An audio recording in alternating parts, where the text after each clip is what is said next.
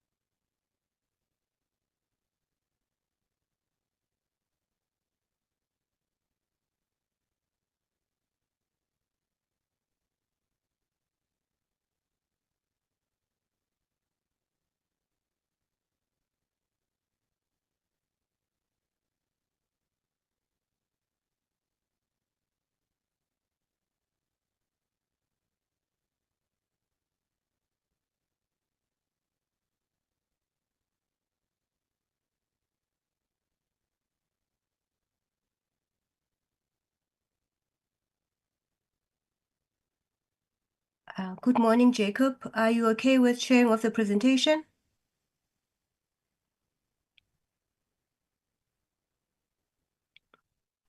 Good morning. Tulu will share the presentation. Tulu from the ministry. Oh, Tulu will share. All right. Thank you. Can Jacob stop sharing so that we can start? Thank you. Okay.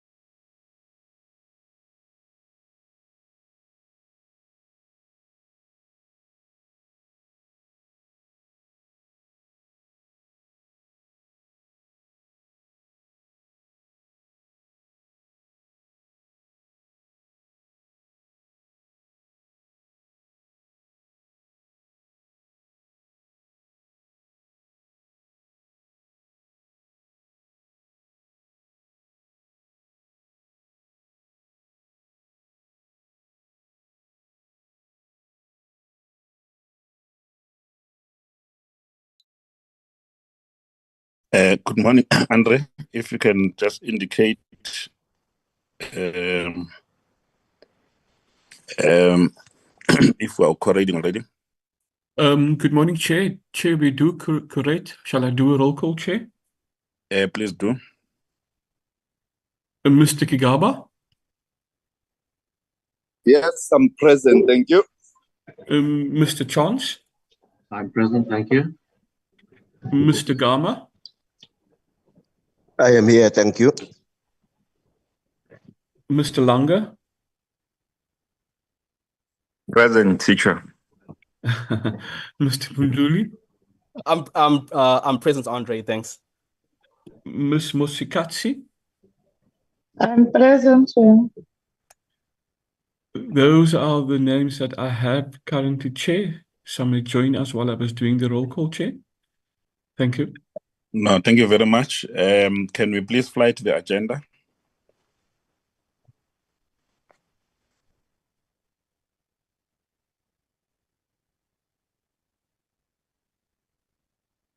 Can we get the mover and seconder for the agenda? Chair, Yes, Honorable Musikatsi. Mr. Kasi, I move for the adoption of the agenda, Chair. Thank you very much. Seconders for the agenda. Seconded, Chair. Thank you very much. The agenda is duly seconded. Are there any apologies, Andre? Chair, I've not received any apologies yet, Chair. Just to note that the Deputy Minister is on the platform and he will leave the platform at around 10:30. I submitted an apology in that regard, Chair. Thanks. Thank you very much. Good morning, James. My apologies, Member Tring. I've also just joined. Thank you. Thank you very much, Member Tring. Much appreciated. The purpose of the meeting today is for the DTIC to brief the committee on the current element of the BEE codes of good practice and policy underpinning this. The B-BBEE Commission should also brief us on the implementation of the codes, as well as the implementation of various sector codes in terms of the progress that are being made at this level. And secondly, we have, through our WhatsApp group, requested the team to actually, for ease of reference, to just sequence all the outstanding minutes that we'll have to look at the conclusion of the meeting. All these minutes, as I said, recording in progress. In the group, they have been shared with us over different times, but because we've got a lot of emails, so I asked the team just to sequence so that we can go through these minutes as we approve them. With that, let me take this opportunity to welcome the delegation as led by the Deputy Minister Wilfield. We haven't heard or seen you over time, but we're happy that you are here together with the delegation. DG also welcome, as well as the DDGs that are here, DDGs Susan and the Commissioner, and all other colleagues that are here. Welcome members of the Portfolio Committee. I hope that we're going to have a fruitful deliberation in that regard. I will now hand over to the Deputy Minister, and in turn he will hand over to the DG, and then they present. And we have to be mindful that at least we would request that the presentation should not exceed an hour so that we're able to manage our time. Deputy Minister, over to you. Thank you very much, Chairperson, and good morning to the members of the committee. Chairperson, just to advise, I believe the DG has had to attend to another pressing matter at this moment, but we do have the DDG Susan Mangole on the call, as well as the BEE Commissioner, Mr. Chediso Matona. We have the Chief Director, Mr. Jacob Maputa, as well as members from the Commission present on the call. Chair, thank you for the kind words and the welcome to the delegation, and thank you for the opportunity to present on this topic. I do want to apologize just further, Chair, that unfortunately there is a conflicting appointment in my diary. Otherwise, I would have been here for the duration, but we have a competent delegation here to deal with any questions. If there are any further issues arising that are unresolved, Chairperson, please kindly forward those to the ministry in writing, and we will attend to those. Thank you very much. Chairperson, if I can hand over to Ms. Mangole.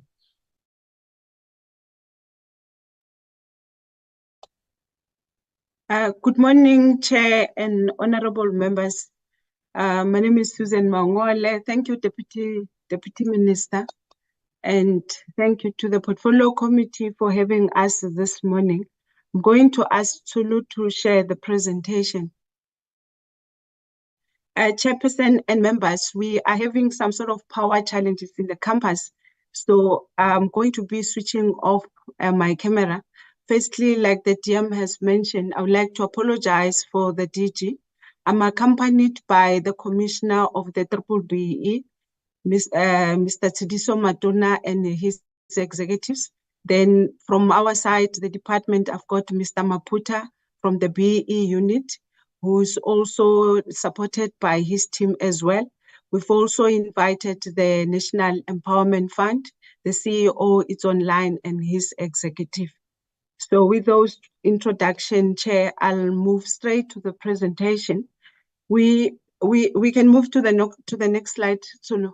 We've been asked to come and brief the Portfolio Committee on the B-BBEE as well as the implementation of various sector codes. So my first part of the presentation will be the introduction of the BEE legislation as well as its objectives. Then we were asked about the progress with regard to the various B-BBEE codes. Then we're also going to give sort of some of the performance of the equity equivalent program as well as the YES program. And then from there, I'm going to hand over to Commissioner Matona. The next slide. Chairperson and members, the B-BBEE Act, actually it's coming from the Constitution of South Africa that says there's a need to effect redress and equality in the interest of equity is firmly embodied there. So one of the key things of the Constitution is to actually get equality that includes the full and equal enjoyment of all rights and freedom. So over the years, the government of South Africa has had many of the economic policies, and that include the vision of the National Development Plan, which is to eliminate poverty and reduce inequality. So the B-BBEE legislation, it's also a key instrument that supports the NDP, but also that drive transformation in the economy. The next slide. When we look at the journey of the B-BBEE Act, it started in 1998 with the B-BBEE Commission report, then with the Act that came into effect in 2003, and then it was later amended in 2013. So we do have the Code of Good Practice that were introduced in 2007, but also amended in 2013. We have various transformation charters and sector codes. Then in 2016, we have the B-BBEE regulation.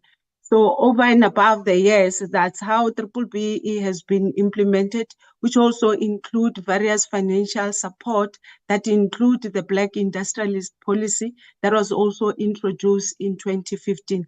Recently, we are working on the Transformation Fund, as that will be a key sort of a key instrument that will enable transformation in support of B-BBEE. The next slide. So in terms of the mechanism that we have with regard to B-BBEE, the institutional mechanism, the Minister of the DTIC is the one who's actually mandated to administer the Act. Then he's supported by the B-BBEE Commission that does monitoring and enforcement. Then we have various sector charter council that are implementing the sector codes, which also, I think for now we have about 11 sector codes that have been gazetted, then with other sectors that are still establishing their sector codes. Then we have the B-BBEE Presidential Advisory Council. We have the South African National Accreditation System that actually regulate the verification agencies for the B-BBEE certificates. Next slide. One of the key objectives of the B-BBEE is to actually ensure that we actually address the high inequalities in our society, a challenge that other countries are facing. I think in other countries, what we see them talking about indigenization, they talk about localization. So in South Africa, we're talking about the B-BBEE. It lays the foundation for deeper growth through greater economic inclusion that widen the talent pool of enterprises drawn from Black South African women, young people, and people with a disability. The next slide. As we continue in terms of the objective of the B-BBEE Act, it's to empower rural and local communities by enabling access to economic activities, to promote investment programs that lead to broad-based and meaningful participation in the economy by Black people, but also to increase the extent to which communities, workers, and other collective enterprises access economic activities. So I'm not going to go through them. So these are the objectives that actually are being implemented as part of the B-BBEE Act. The next slide. The B-BBEE Act got a trumping clause that actually to ensure that there is alignment and consistency in terms of the application of the Act, so that we don't have like in other parts of the country that they apply it differently. So there is I think the next step was also to establish the advisory council appointed by the presidency and the B-BBEE Commission. And then the Act also specifies requirements for reporting. It introduces the offense, penalties, and prohibition for fronting. It also makes it compulsory to implement B-BBEE by organ of state or public entities in terms of Section 10. Then it also gives rise to the development of various sector codes. The minister has got the power to issue the sector codes, regulation, guidelines, and practice notes. The next slide. So when we look at the codes and the element, the B-BBEE has got 5 components which are actually key, that actually make up, that are in the scorecard. So the balance scorecard, the first element is in ownership. The second one is management control. The third one, skills development. The fourth one, enterprise and supplier development, and then the socio-economic development. The total points achieved through measurement of each of the elements determine the measured entities' B-BBEE's recognition status, which will then be valid for a year. So hence then it becomes an annual sort of exercise to get a valid B-BBEE certificate. All entities with a revenue of less than 10 million per annum are exempted from B-BBEE compliance. They can only do an affidavit, but the minute you are above 10 million, that's when you are required to actually use the 5 elements above to then get your B-BBEE certificate. The next slide. Chair and members, just to look in terms of why this key element of the scorecard, the ownership is aimed at increased ownership of the economy by Black people, including Black entrepreneurs, women, youth, people with disability, as well as people in the rural area. The management control is to actually make sure that there's a genuine participation in decision-making at board, executive management and operations of entities, as well as the control of assets by Black people. Skills development is aimed at empowerment through education and creating opportunity for previously disadvantaged employees, as well as youth, people with disability, but mainly to accelerate the skills development. We have learnership in terms of learnership, apprenticeship, and bursary and employment opportunity. And then the enterprise supplier development is to make sure that there's market access, procurement of goods and services from South African Black-owned enterprises, Black industrialists, SMME, while working with them to develop their businesses. Then the socio-economic development, it looks at investment in marginalized communities, thereby stimulating the economic growth in rural and township areas. The next slide. So, Chair, I'm going to skip this slide because it then shows how the weighting of the various elements. We can move to the next slide.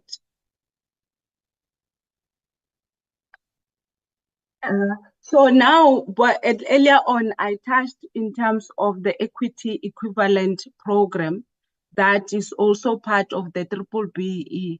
The equity equivalent investment program was created for multinationals whose global practices or policies preclude them from complying with the ownership element of the B-BBEE through the traditional sale of equity or shares to Black South African. So what I want to also highlight in this slide is that even if they are actually precluded to one element of the 5, so this particular program only deals with ownership.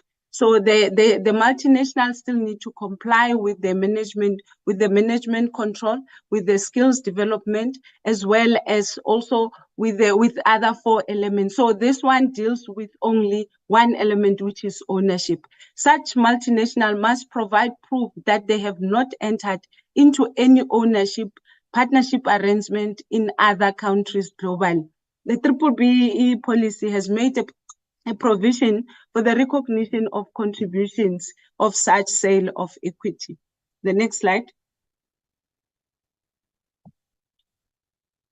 So what we did, Chair, was that we actually wanted to take the committee through how it has been implemented, as well as the companies that have actually benefited through the EIP program. So 2007, the first one was the HP. Then we've also included some of the countries. There are those that have expired, and then there are those that are actually continuing, with the latest one being the Microsoft, which is their third reiteration of EIP, and then also the Citigroup, which is their first time.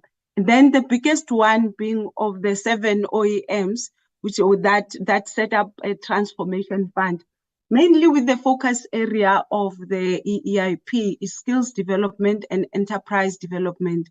Then in some of them, because of that specificity of that particular sector, we then also request that they encourage localization to make sure that there are certain products that are localized in South Africa. The next slide. So the next one, Chair, is the Youth Employment Initiatives. The YES program was incorporated in the B-BBEE codes as one of the incentives for companies to address youth unemployment. We are aware that in South Africa, we've got a high number of unemployment amongst youth. So this initiative was created to make sure that we skill youth. We also focus on some of the key skills and new skills, but also with the key of reducing unemployment. I think since its establishment, the program has created about over 170,000 jobs. So what we are seeing that in terms of the program is that there's a slow implementation because of, I guess, because the original target was to create 1 million jobs for youth. So now, I guess then the program is actually very slow. It's not getting to the target, and the numbers of unemployment goes up. So then what we are currently doing, working with the companies, we are actually reviewing the program to be able to address, to make sure that it actually works according to what is intended. The next slide. So in terms of the last part, Chair, is the sector codes.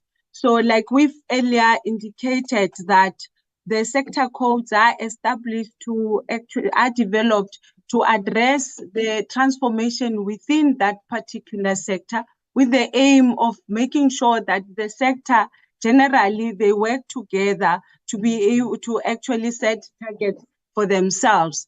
So in the development of the sector code, it is the sector that comes through the sector ministry. So there are three types of procedures that are followed as per the B-BBEE Act. The first one is Section 12, which is the Statement of Information. The second one is Section 9, that actually gives that there should be a 60-day commentary period. Then the third one is also Section 9(1), which then says that which then talk about the same legal status as the generic codes. Like I've indicated, Chair, is that the Minister of Trade, Industry and Competition is responsible for the approval and the gazette of the sector codes. So therefore, the sector will then work with the sector ministry, consult within the sector, and then develop the sector codes, and then submit them to minister to be able to gazette them for comments, as well as gazette them to make sure that they're after their commentary period. So I think that's one of the key processes that is very important, that these sector codes that are being published, they've been submitted via the sector ministries. The next slide, Sulu. So the main thing about the sector codes is that they must use the same calculation methodologies to measure compliance as those used in the codes. They may deviate from targets, and I think we've seen that some of them, they set high percentage in terms of ownership, depending on the economic principles, sectoral characteristics, and the empirical research that the sector is actually putting across. And then I guess then after then they also need to be clear to define the scope of what they want to actually achieve. The next slide.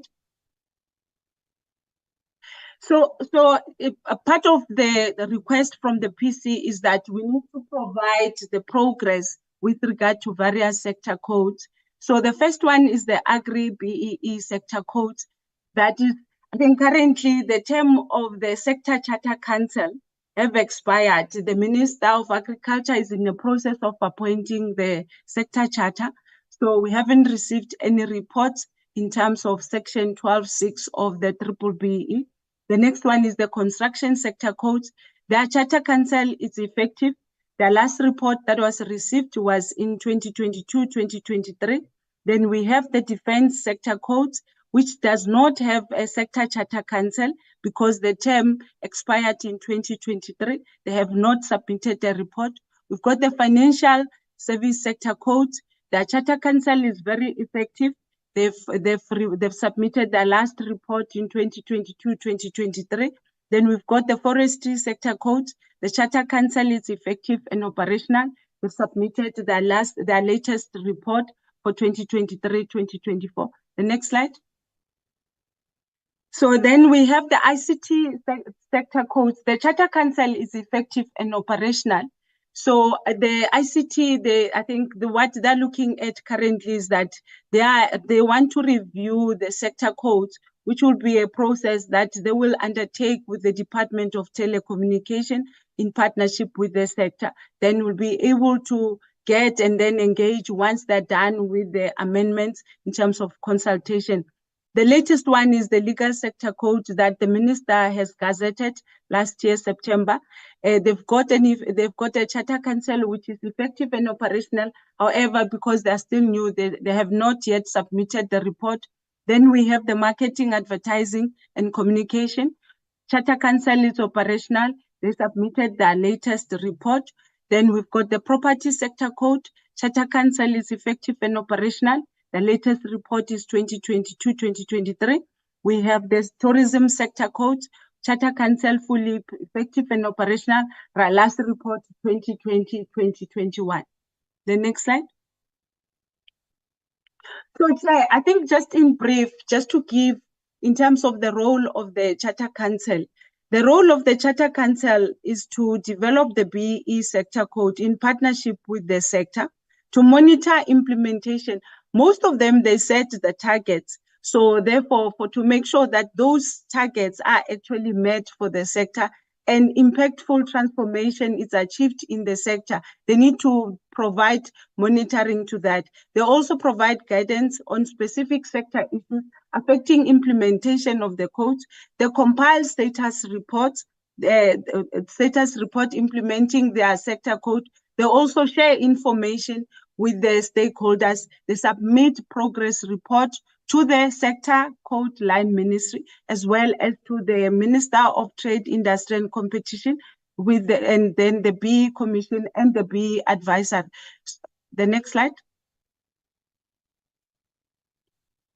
So, Chair, I think one of the requests was that we need to just highlight some of the challenges that we are actually encountering when we implement the B-BBEE. One of the key things, Chair, that we've noticed is the tick box approach in terms of implementation. And I think we've seen that with the many BEE certificates that when we verify or the BEE Commission verify, we can't see those impacts. Then there's also a high level of concentration in many sectors, creating barriers to entry for SMMEs, so that then in that way, the enterprise supplier development program are not being used sufficiently in those value chain to make sure that there is impactful transformation. Then also one of the key things is the availability of funding and funding models that do not promote transformation. Hence, I think the committee called us. In the APP, we did indicate that we are going to be establishing and implementing the transformation fund, which we will be coming later to present to the committee, is to also address some of the challenges that we have actually encountered. And then there's also a limited focus on the marginalized areas, such as the township and rural areas. So, Chair, I think this will be the last slide before I hand over to the Commissioner. So I thought maybe let's talk about the interventions, but I will also come towards the end so that then we can combine the intervention that will also cover the BEE Commission, as well as some of the policy, the B-BBEE Act. So let me hand over to Commissioner Matona now. Thank you. Let me greet honorable members and Chair again to request that if it's okay with you, I will switch off my camera so that we don't have connectivity issues as such. So the part of the presentation that I will do is really around the monitoring of implementation of the Act. If you move to slide 26, please. Can I have someone help me? I can't find my video anymore. If I could have someone close there. Thank you. This part of the presentation, Chair, overlaps with the earlier part of the department's presentation. I won't spend time on it. I just want to highlight that the most important legislative development was the creation of a commission when the Act was amended in 2013. With a function, and I just want to quote straight from the legislation, for the commission to oversee, supervise, and promote adherence to the B-BBEE Act. And in that regard, the commission is required to receive and analyze compliance reports of measured entities, which are JSE listed companies, organs of state and public entities, as well as to register BEE transactions that are happening in the market. to assess them, to vet them in terms of the extent to which they empower Black people. And these are transactions of the value 25 million rand and above. And lastly, to investigate complaints. I mentioned this role of the commission, which obviously is an important role, which need to then be assessed alongside the powers of the commission. And I do want to move to slide 29. I am assuming, Chair, that members have seen and perused the presentations. I will not cover every slide in this presentation. So the powers slide, yeah, just keep it there, because what I want to convey in this slide is that side by side with the role and functions of the commission is its powers. Now, the legislation, the only enforcement and penalties that are contained in the legislation as it stands are in respect of things like fronting, misrepresentation of BEE status, providing of false information to verification agencies, and of course, verification agencies themselves if they misrepresent. Now, when the commission has conducted an investigation to a complaint about any of these things, the Act says we must refer it to law enforcement, and that is the South African Police Service or the National Prosecuting Authority. The penalties can only be enforced through a court process. And the effect of this is really to put, if you like, consequences, legal consequences, a bit far down, because we have to depend on the courts. And we have had up to over 50 referrals to date since we've been doing these investigations, which have been referred, and none of them has actually served in court, as it were. I raised this, Chair, because I think that the legislation is in need of review, absolutely.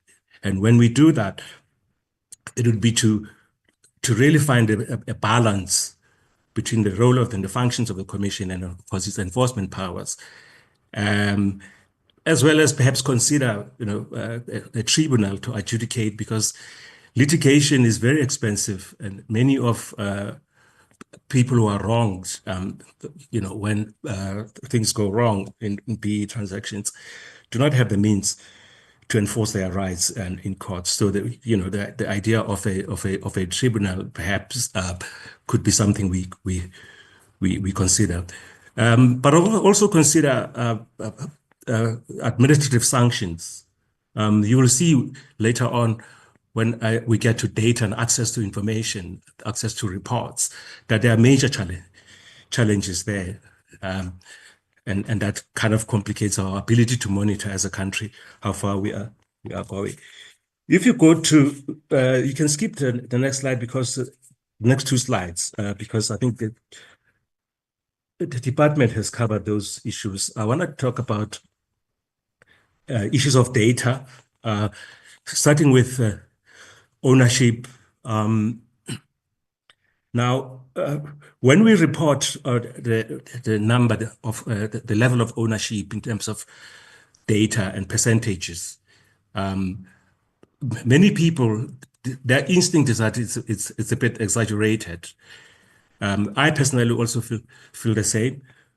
But when we actually look what is the source of this, part of it, is the fact that the ownership measure contains both direct ownership, that is people who acquire shares directly as individuals, or perhaps even consortia, direct ownership, and then of course indirect ownership, which are your mandated investment, private equity, funds, broad-based ownership schemes, employee share ownerships and trusts. And these were introduced in the legislation when we shifted it from narrow focus to broad-based, so that a lot more people can have opportunity to be part of BEE and to enter the economy as vehicles to enable people to enter the economy.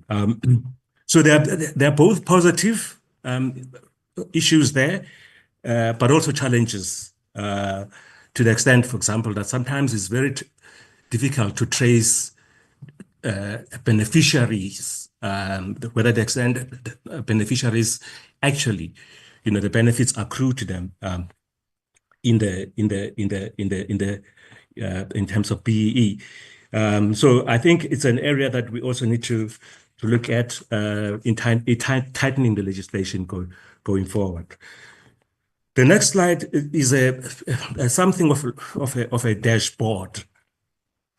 And you will see that this covers data that we've been able to collect up to 2022.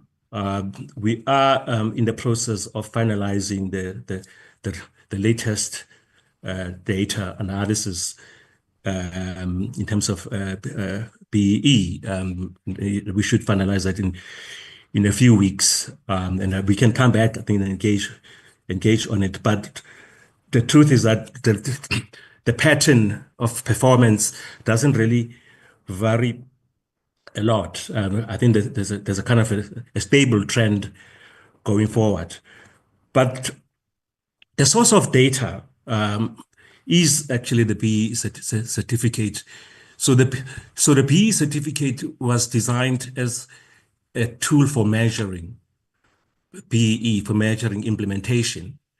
And naturally, it is the primary source that we use in our analysis and monitoring. And it's BEE certificate by everybody who's implementing BEE. JSE, in the legislation, JSE listed companies are specifically mentioned, organs of state and public entities, and those are the entities that have an obligation to submit reports. Now, we do have challenges in that regard. So if you look, for example, in the top line, the sort of, I think it's orange, the orange part, it shows you the level of submissions of reports. We started off when the Commission opened shop in 2017 with a slightly large number, 51%. But since then, the trend line has been declining in terms of submissions of report. You will see that the most certificates that we were able to access in this period was in 2019, when we had just under 6,000 certificates. In the last period, certificates that we were able to access has declined to just under 1,500, as it were. Now, of course, these certificates, the elements of the scorecard, ownership, management control, skills development, and so on, are captured in the BEE certificate, and then we compute what the level of ownership or performance on these elements is. Starting with ownership, you'll see that it's been steadily rising, but it's very variable. There's a kind of a stop-start in terms of the extent to which Black ownership of those businesses is performing. And I must also hasten to add, Chair, that this is the data that falls within the view of the Commission. It's not necessarily the entirety of data out there, because you'll recall, some entities are exempted from, obtaining a BEE certificate. They merely have to get a sworn affidavit. And then, of course, the sector charters also, are not necessarily entirely within the view, because they report to the the department, we do have access to some of their certificates, and you will see, I will keep a sense of what the performance of the various sectors are. So that's as far as ownership is concerned. Women ownership on any given day typically is about half of the level of overall Black ownership, as indicated in this slide. When it comes to the other elements, management control, skills development, enterprise and supply development, and socioeconomic development, you'll see a steady improvement in the achievement of targets. So the percentage is percentage of achievement of the set targets. You will see that although in some elements there's an improvement over time, however, in reality, the targets are not fully met. And I think it's important, that point is important because if the targets are not being met, then we will not achieve the progress that we require. And so there is an issue really around full compliance with the legislation as we review what we're going to do going forward. We do need to intervene to enhance levels of compliance with the law. South Africa is a country rules based on the rule of law, and therefore there has to be compliance with the law, because in the laws are very important policies about developing our country and addressing inequality, as it were.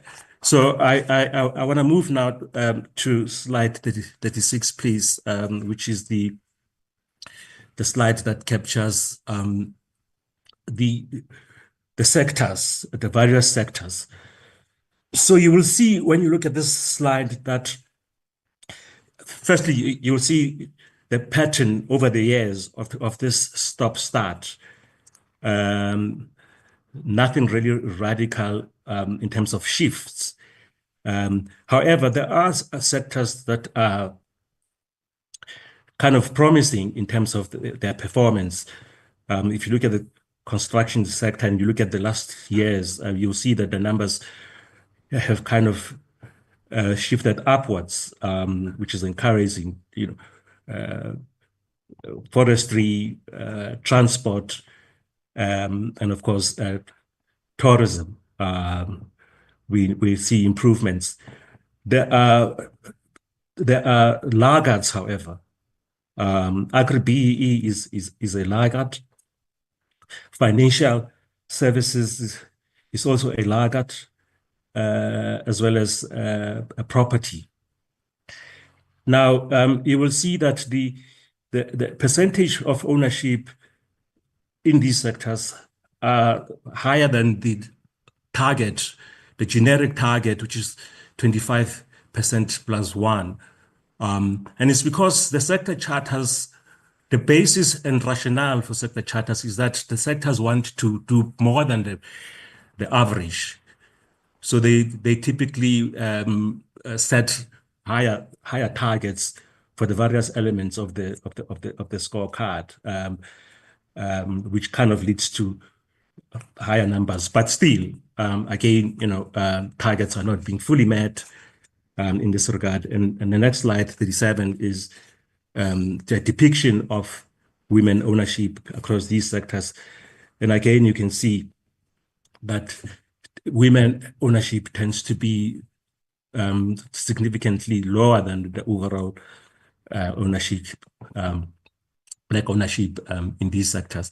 If you move to the next slide, here we've been trying to track spend as required by the law on skills development and enterprise and supplier development, and members will agree these are important catalysts for the entry of Black people into the economy.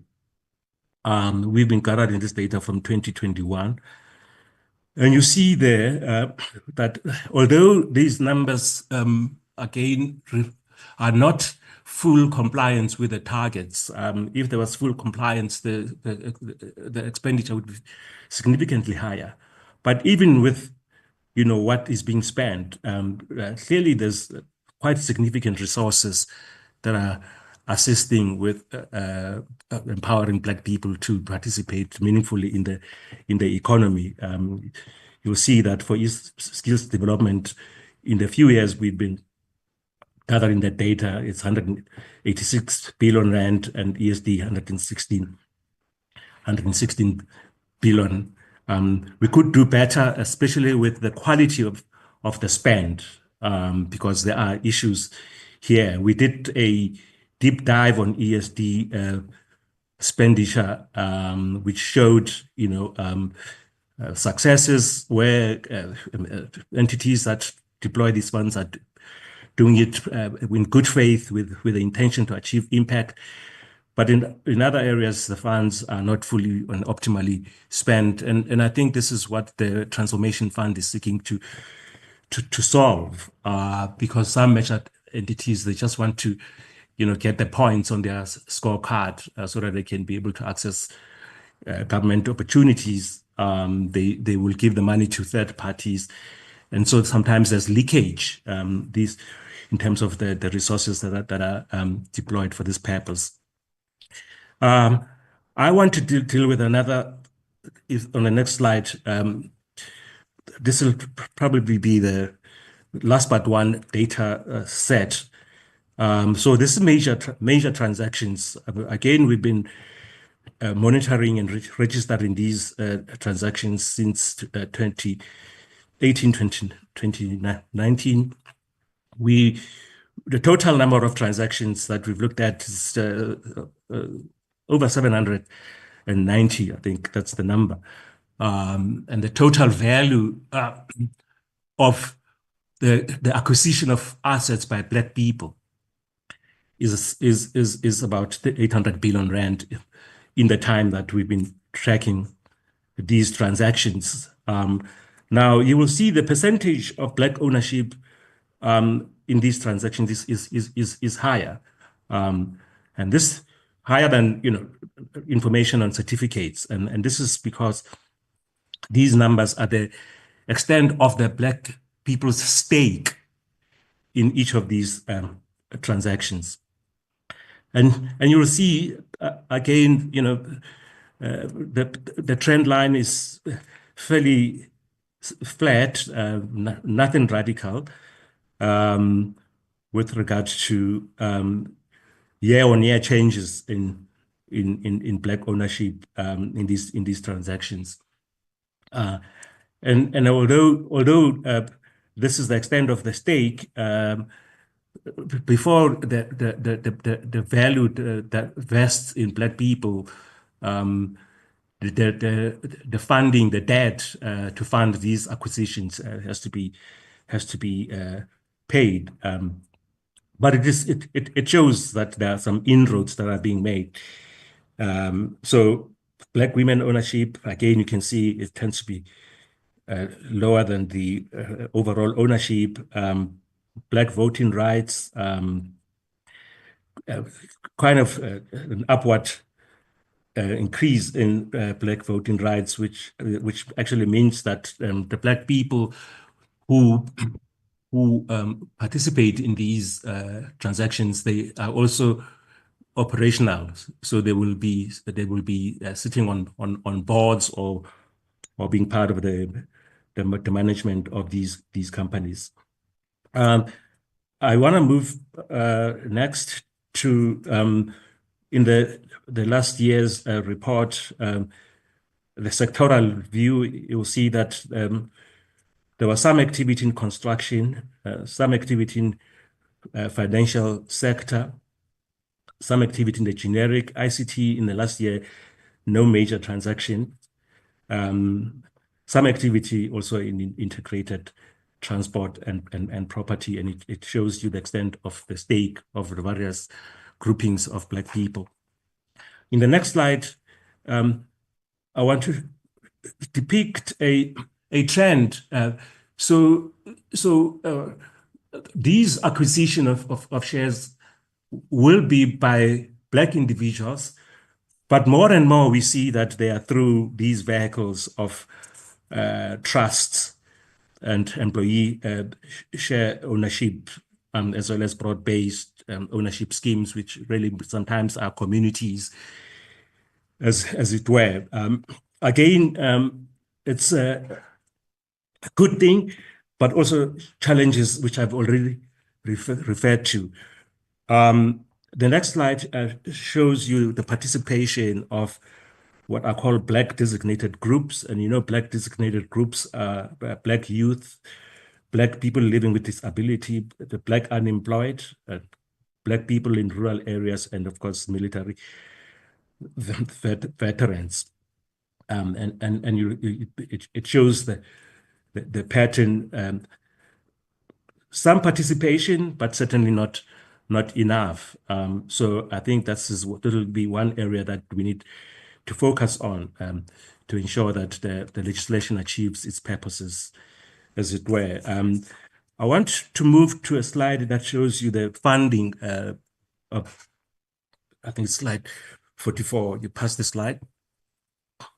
So the funding for these transactions, initially in the early years, vendor financing was the preferred way of funding these transactions, with the repayment of the funds through a portion of the dividends. Since then, there's been a shift. So we see that increasingly the dominant form of funding is combined, something called combined funding, which are a combination of bank loans, cash, a bit of government funding in the initial periods, although government funding has dried out. And now it's really other funding and a combined funding that tend to be the way these things are funded. The absence of government funding here doesn't mean that, for example, DFIs don't fund BEE. It just means that in the transactions that we looked at, there wasn't government funding. I want to move to the next slide. I think in this, these are sort of takeaways, which shows that as far as major transactions are concerned, in the last year we saw a decline. The value of the transactions that we looked at was 23 billion, which was a decline from the previous year. Typically, in the value, sometimes you'll see that it's a few transactions which are large, which are lumpy, will tend to dominate at any given point in time, and depending on the sector, some of these sectors are capital intensive. So if you look, for example, at transport, you look at banking, so they tend to dominate in the transactions in any given period. We indicate that going forward, we need to do a much more focused deep dive into the transformative impact, in terms of the participants, to what extent they're actually deriving value from the assets that they acquire through these transactions. That's an area we are earmarking for more deeper research going forward. I want to conclude the presentation by looking at other work that the Commission does. In the top bar, you will see that we issue clarifications of the legislation. There's still a lot of need to understand how to apply the legislation correctly. We offer that service. We assist also, giving advice to the parties that want to enter into transactions. We offer opinions, and then of course we investigate complaints. And in the lower bar, you will see that In terms of complaints, 84% of them still have to do with fronting. So there's still quite a significant degree of fronting, which is circumvention of the legislation. In the next slide, we depict how we are managing these investigations. You will see that of the total complaints we've received, we've closed 399 through alternative dispute resolution. Sometimes the party, the respondents in the complaint, will admit guilt and be willing to make good with their partners, and so we encourage that. Of course, others we close because there's no evidence of funding. And I think that will conclude my part of the presentation. I hand back over to DTG Mangole. Thanks, Commissioner. Tulu, if we can go to that very last slide. Chair, as I've indicated earlier on, that I will come back with regards to this particular slide, and also addressing some of the issues that Commissioner Matona has actually highlighted. So in addition to the implementation of the Transformation Fund, in us taking implementation of B-BBEE Act forward, we are also looking at the amendment of the legislation to include, amongst others, administrative penalties, because obviously what we are seeing is that a lot of companies, they are not complying in terms of the reporting with the B-BBEE Commission in terms of sort of availing information. So, but they do have a BEE certificate that they're trading with. So those are some of the elements that we're going to be looking at over and above what Commissioner Matona alluded to. The second part of it is the professionalization of the verification practitioners. Because here what we see is that a lot of companies do not intend to actually misrepresent with regard to their BEE certificates. However, the work is actually done by the practitioners. So given that this part of the professionals are not sort of professionalized, even if we get you misinterpreting the scorecard, we don't have much of we can't do anything, we can't even blacklist you. So that's the step that we want to take. Then also working in partnership with SANAS, the inclusion of a mandatory condition, because the BEE Commission can only report to Parliament and verify and enforce if they have access to information. To make it mandatory that the same information that they're using to determine a B-BBEE level, they must avail it to the Commission of all issued certificate. And then the second one is also to improve compliance and enforcement. We're going to be working with the various oversight bodies in government, because obviously B-BBEE cut across the private sector and the public sector. But for us to be able to improve compliance in the public sector, we need to work with the oversight bodies such as the GPME, the National Treasury, the AGSA, taking from the lessons from SARS, because if you don't have a SARS certificate in government, you're not going to be able to get an order number or to trade. And then we'll also work with JSE to increase the level of B-BBEE reporting amongst the listed entities. Then again, we're going to also work with Parliament in terms of bringing some of the sector charter council that are not actually implementing their part of the commitment in terms of the charter code, but also in taking and strengthening accountability across both the public and the private sector. We'll ensure that procurement and supply chain policies of the state organs and Section 2172 and 3 of the Constitution aimed at increasing participation of Black suppliers. But I think the one other element is that we're going to be working with National Treasury as they finish the PPPFA to make sure that BEE features it. We are currently in consultation with them, so we'll be able to then make sure that the BBBEE compliance remain key in terms of procurement in the state. And then over and above that, we are collaborating with the Competition Commission, especially on concentrated and untransformed sectors, to be able to have proactive investigation, but also to have some sort of measures that those sectors that still remain concentrated and untransformed, there are sort of some actions that are taken against them. And then the commission will also assist us to actually unlock, to say, what are some of the areas that the BBBEE are struggling with and the Black industrialists are struggling with within the value chain of various sectors of the economy. Thank you so much, Chair. The Deputy Minister is still online. I'm going to hand over briefly to him. Thanks.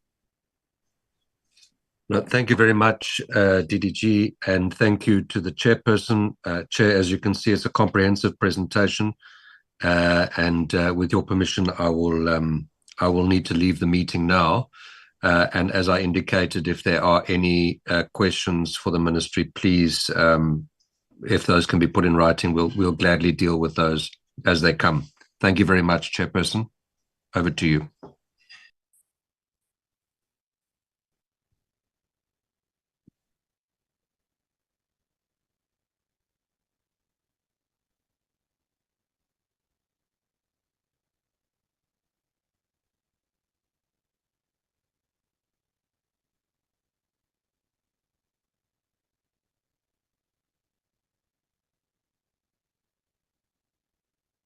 Are you done, TM? Yes, Chair, I've handed over to you. Thank you. Thank you very much. Can the members, Andrew, will help me with the hands so that we can line them up, please? Thank you. No problem, Chair. Chair, Mr. Mkutu raised his hand, Chair. Mr. Threen. In that order. Mr. Chance. Those, Mr. Gama, Mr. Ntingila, Ms. Slazo-Webster. Those are the hands currently, Chair. Thank you. We'll Andre, take them in sorry, that order. I want to start. Mr. I'm sorry, Mdluli Chair, as well, Chair. my hand. Yes. No, thank you very much, Chair. Excuse my voice, Chair. I'm struggling with a flu, and I hope that I'm audible. No, I think, Chair, this report reflects the challenges of deep structural inequality in South Africa, and in fact makes a case of why it is very important to sustain instruments like the BBBEE to ensure that we transform the South African economy. And my sense is that, Chair, the results here are again proof that if we don't become deliberate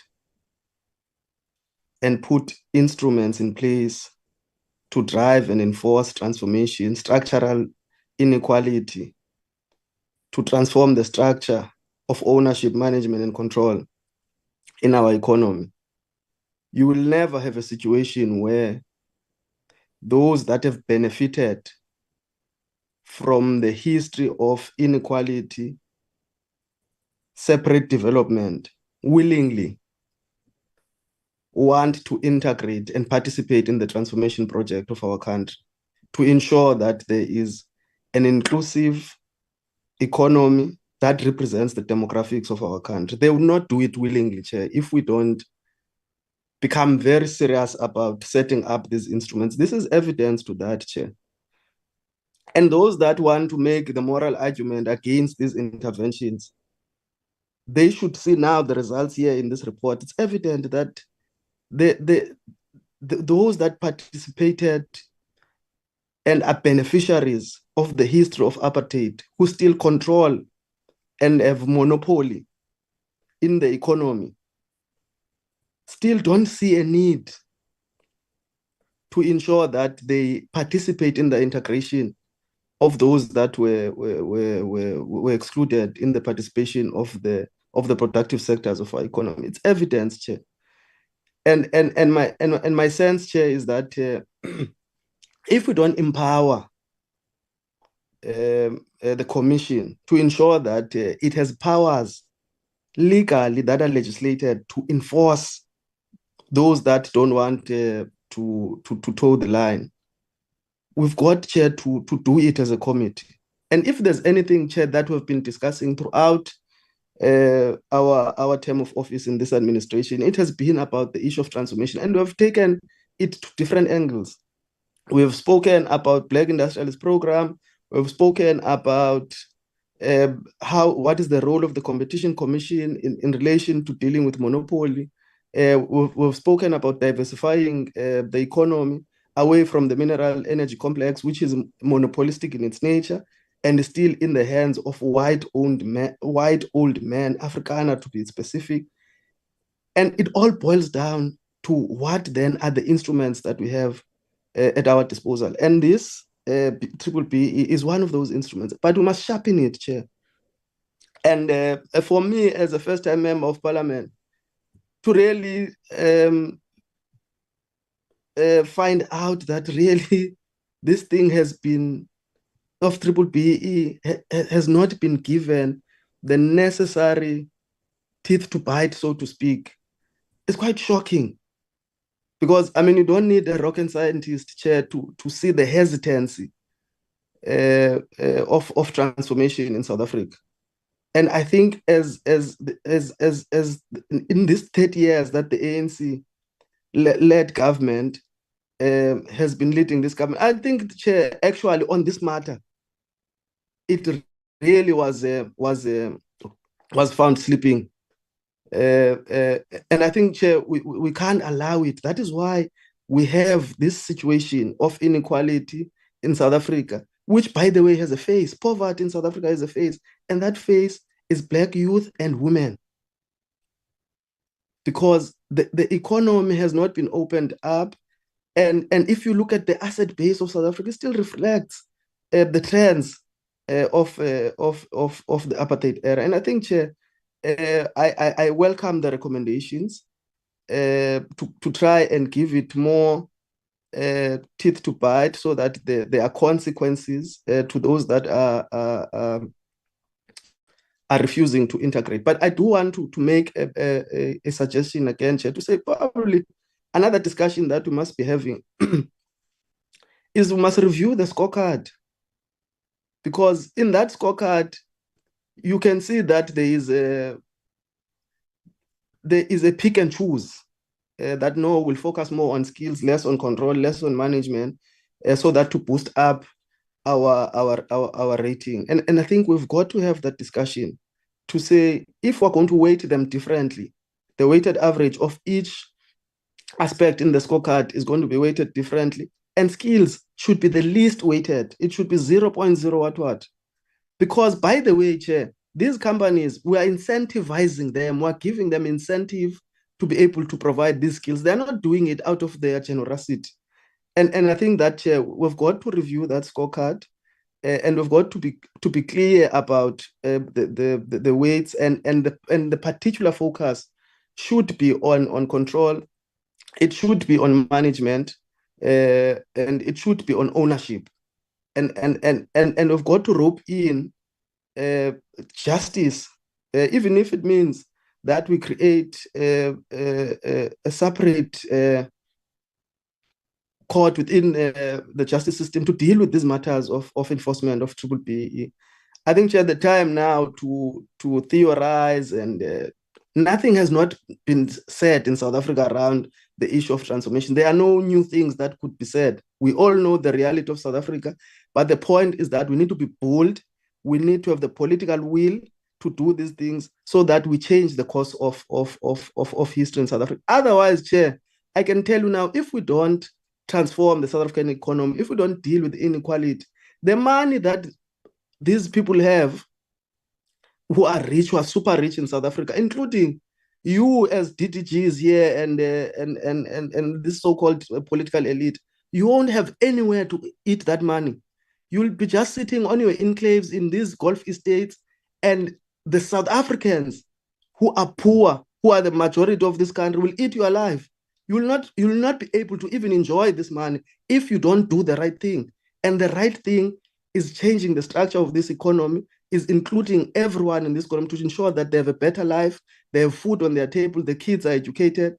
And that, for me, Chair, is the fundamental thing that we must not be apologetic about. Thank you very much.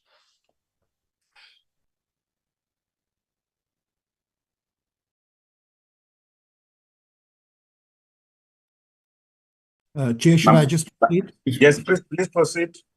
Thank you, Chair. Chair, I think let me firstly indicate that I think that there are very few of us who would disagree that in terms of redress that needs to be made, very few of us, if any, would disagree that indeed redress is needed within South Africa. We understand that apartheid separated, it suppressed, that apartheid was based on race, and it separated in terms of spatial, educational, health, and in this particular context, it separated also in terms of excluding the vast masses of South Africans from the economy. But yeah, I've indicated over the years that I've been on this particular committee that the problem statement perhaps is not on the why, because we all agree that address is needed. We all agree that millions of South Africans and the vast majority of South Africans have been excluded from the economy.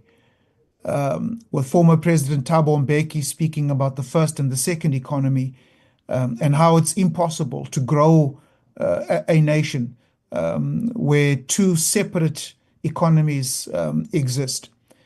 And so the problem is not in the why, but I think where we differ, Chair, is in the how. And I think that when one looks at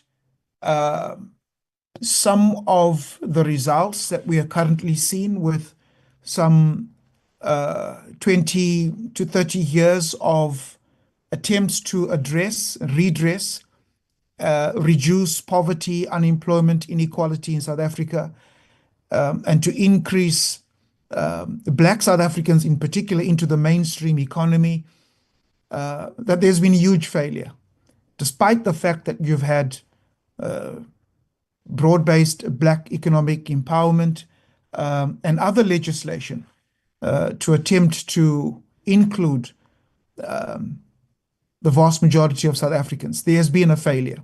The reason why I say that is because over the years, with millions, if not billions, hundreds of millions, billions of rands being poured into broad-based Black economic empowerment and the structures and the legislation and the different sectors, as we've heard in the presentation, the implementation, it has failed to be inclusive. And so it is certainly a misnomer to some extent when we call it B-BBEE, because what it has in effect been very narrow. And there's sufficient reports out, including the Zondo Commission, which has found that when it comes to the implementation of B-BBEE, the first B part is not broad, it's narrow, because it's only a few select politically connected, well-known individuals who have benefited. And we're talking about billions of rands, hundreds of billions of rands.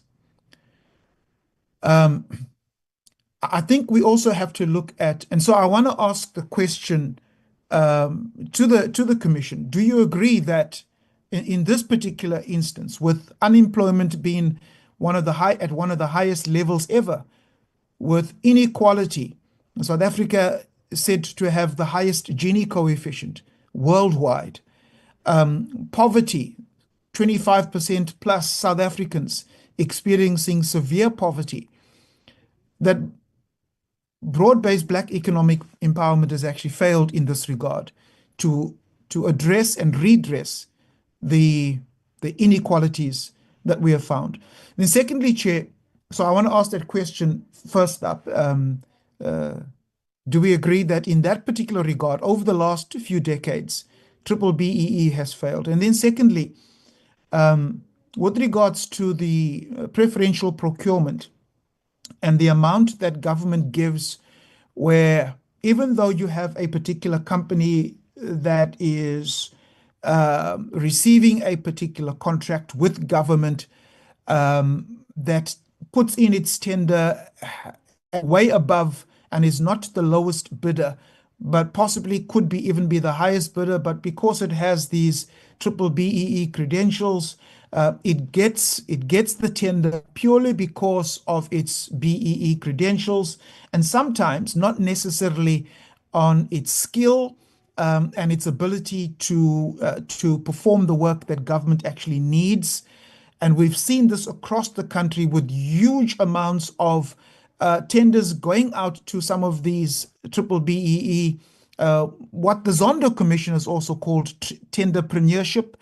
And then the contracts fail, they are not able to deliver, contracts have to be renewed, and more money now has to be spent. So my second question, Chair, is there a figure that one could put towards how much has actually gone into, how much of South Africa's taxpayers' money has actually gone into these preferential agreements? And is there a figure? And then what has been the return on investment? Is there some kind of tracking with regards to the return of investment, that where we've actually given a particular percentage to those particular companies to assist them, what has been the return of investment, the return on investment with regards to those particular tenders? Chair, I do think that perhaps, and whether the Commission has also looked at whether it, in terms of the how, whether it would not have been better to have taken those billions that I spoke of, and I'm not able to quantify because I don't have the figures, and apparently government and Treasury is not making those figures available. But whatever that particular figure is, however how many hundreds of billions that is, whether it would be better to take those kinds of resources and invest it into our young Black South Africans who come out of high school, and we teach them the necessary business skills. We educate them, we teach them, we skill them at that particular age. If this had been done perhaps, let's say 10, 15 years ago, you take 100, 200 young, promising Black South Africans and skill them in the area of business, train them, talk to them, speak to them, equip them about good governance and what it is to grow and to assist in growing the economy, and whether that would not have been a better investment than what we currently have now. Thank you, Chair. Thanks, Chair. I think I'm next. Yeah, so I think what strikes me most of all about this presentation is the enormous disconnect between the scorecard, what is measured in the scorecard, and actual measurements of economic growth and output. So, for example, all the scorecard measures are inputs. They measure the amount of ownership of Black people, the management control skills, and so on. But there's no connection to the outputs of those measured entities, or the beneficiaries, the companies that are actually benefiting from the skills development and the ESD. You know, things like economic growth, job creation, new business formation, innovation, productivity. These are the measures of economic growth. that we deal with every day, and which have been flatlining for 20 years or more. And I'm just asking a question: is there a correlation somehow between the fact that BEE is measuring the wrong things and the fact that the outputs of the economy have been so dismal? And going back to the point about the Constitution, we all agree that poverty reduction and reducing inequality are both vital objectives. But the counter of those is wealth creation and broadening the access to prosperity. And if one looks at the outputs or the numbers that have been presented to us today, clearly BEE has failed for the reasons that Mr. Nkutu and Mr. Thring have both indicated, which is why this committee has called upon in its recent reports for the minister to implement an inquiry commission, to not done by the commission, but an inquiry as to what has worked and what hasn't worked in the BEE framework, and then what needs to be put in place to replace it. And then the question becomes, does it require further enforcement of the BEE regulations, as is being proposed here, or does it require a fundamental rethink of what transformation is and how it is achieved? And the question that also needs to be asked is race the principal proxy for disadvantage? Is disadvantage measured best by looking at the color of one's skin? Or is it looked at better by looking at measures of disadvantage such as access to resources, educational levels, income distribution, and so on? And one of the consequences of the BEE regulations is that because race is the determinant of being a beneficiary, multiple people, multiple beneficiaries of the same person, so rather clumsily put. But what I'm saying is that somebody or a company can be empowered multiple times, meaning that they're no longer disadvantaged. So it seems that is something that has to be changed straight away. I do have a few specific questions which I'd like to ask. And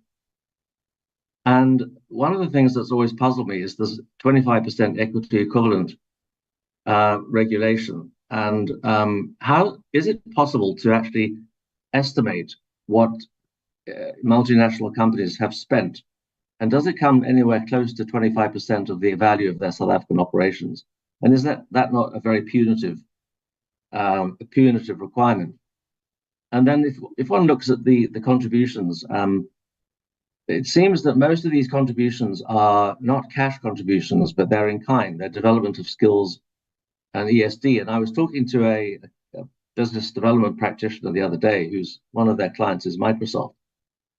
And Microsoft doesn't give any money to these beneficiaries. They spend money on development programs, which calls into question the issue of the transformation fund, because transformation fund is assuming that the money is actually going to be hard cash, as opposed to supporting development of these businesses through various programs. So I'd like to get an answer on that question. What proportion of the equity equivalent contributions is hard cash in loans and grants, and what proportion is run through programs? Then something which puzzled me was the charter councils were supposedly effective and operational, but many of them were inconsistent in submitting reports. And what is the reason for their inconsistency? Why are they not submitting their reports? And has a question been asked as to, is it really just the burden of submitting the reports and the fact that they have to tick the box rather than it being taken on board as a real objective of these councils and the businesses that they represent?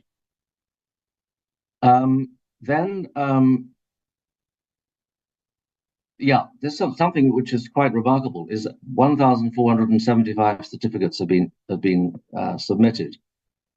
And if you compare that to the one, I just looked it up, 1,028,832 companies assessed by SARS in 2022, that means that 0.14% of assessed companies have submitted certificates. And I mean, that in itself, that statistic on its own indicates failure of the BEE framework.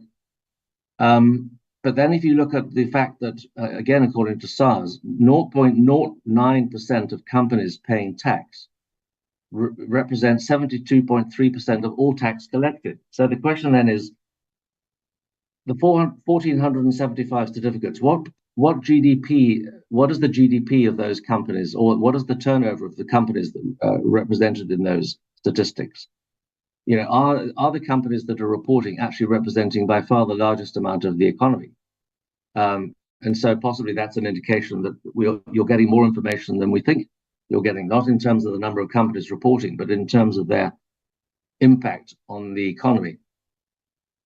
I'd like to ask the Commissioner, does he think that the Employment Equity Amendment Act regulations are required?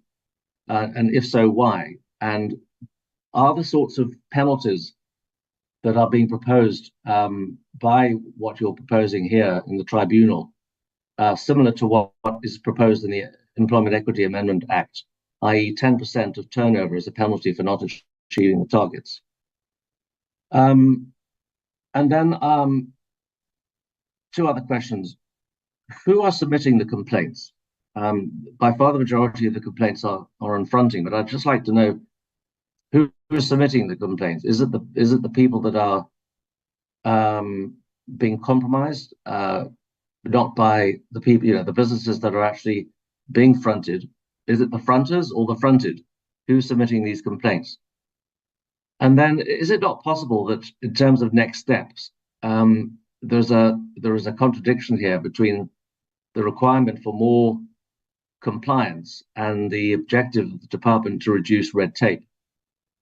Because, as you said last week in the presentation, the department was saying that it has a red tape reduction program, but it seems to me what you're trying to do here is massively increase the red tape and the requirement for compliance, which is going to make it even more likely that businesses will find a way around these regulations. Thank you, Chair. We find Mr. Chance. Who's next, Andre? Andre, who's next on the line? Chair, Mr. Gama, Chair, followed by Mr. Nchingila, Ms. Webster. Honorable Gama in that order, Chingila, and then Honorable Webster. Thank you. Thank you very much, Chair. I think one must thank the presenters, Ms. Mangol and Mr. Matona, for the presentations that they've made. In particular, the presentations continue to reflect that we had a political settlement, but we did not have an economic settlement in this country. And I think, in the words of Member 3, there can be no argument that the transformation in this country has been slow, if not completely non-existent. So the presentations here reveal almost a nonchalant manner, or even a defeat, in terms of trying to meet the objectives that have been set. For instance, if one were to just look at the DFIs,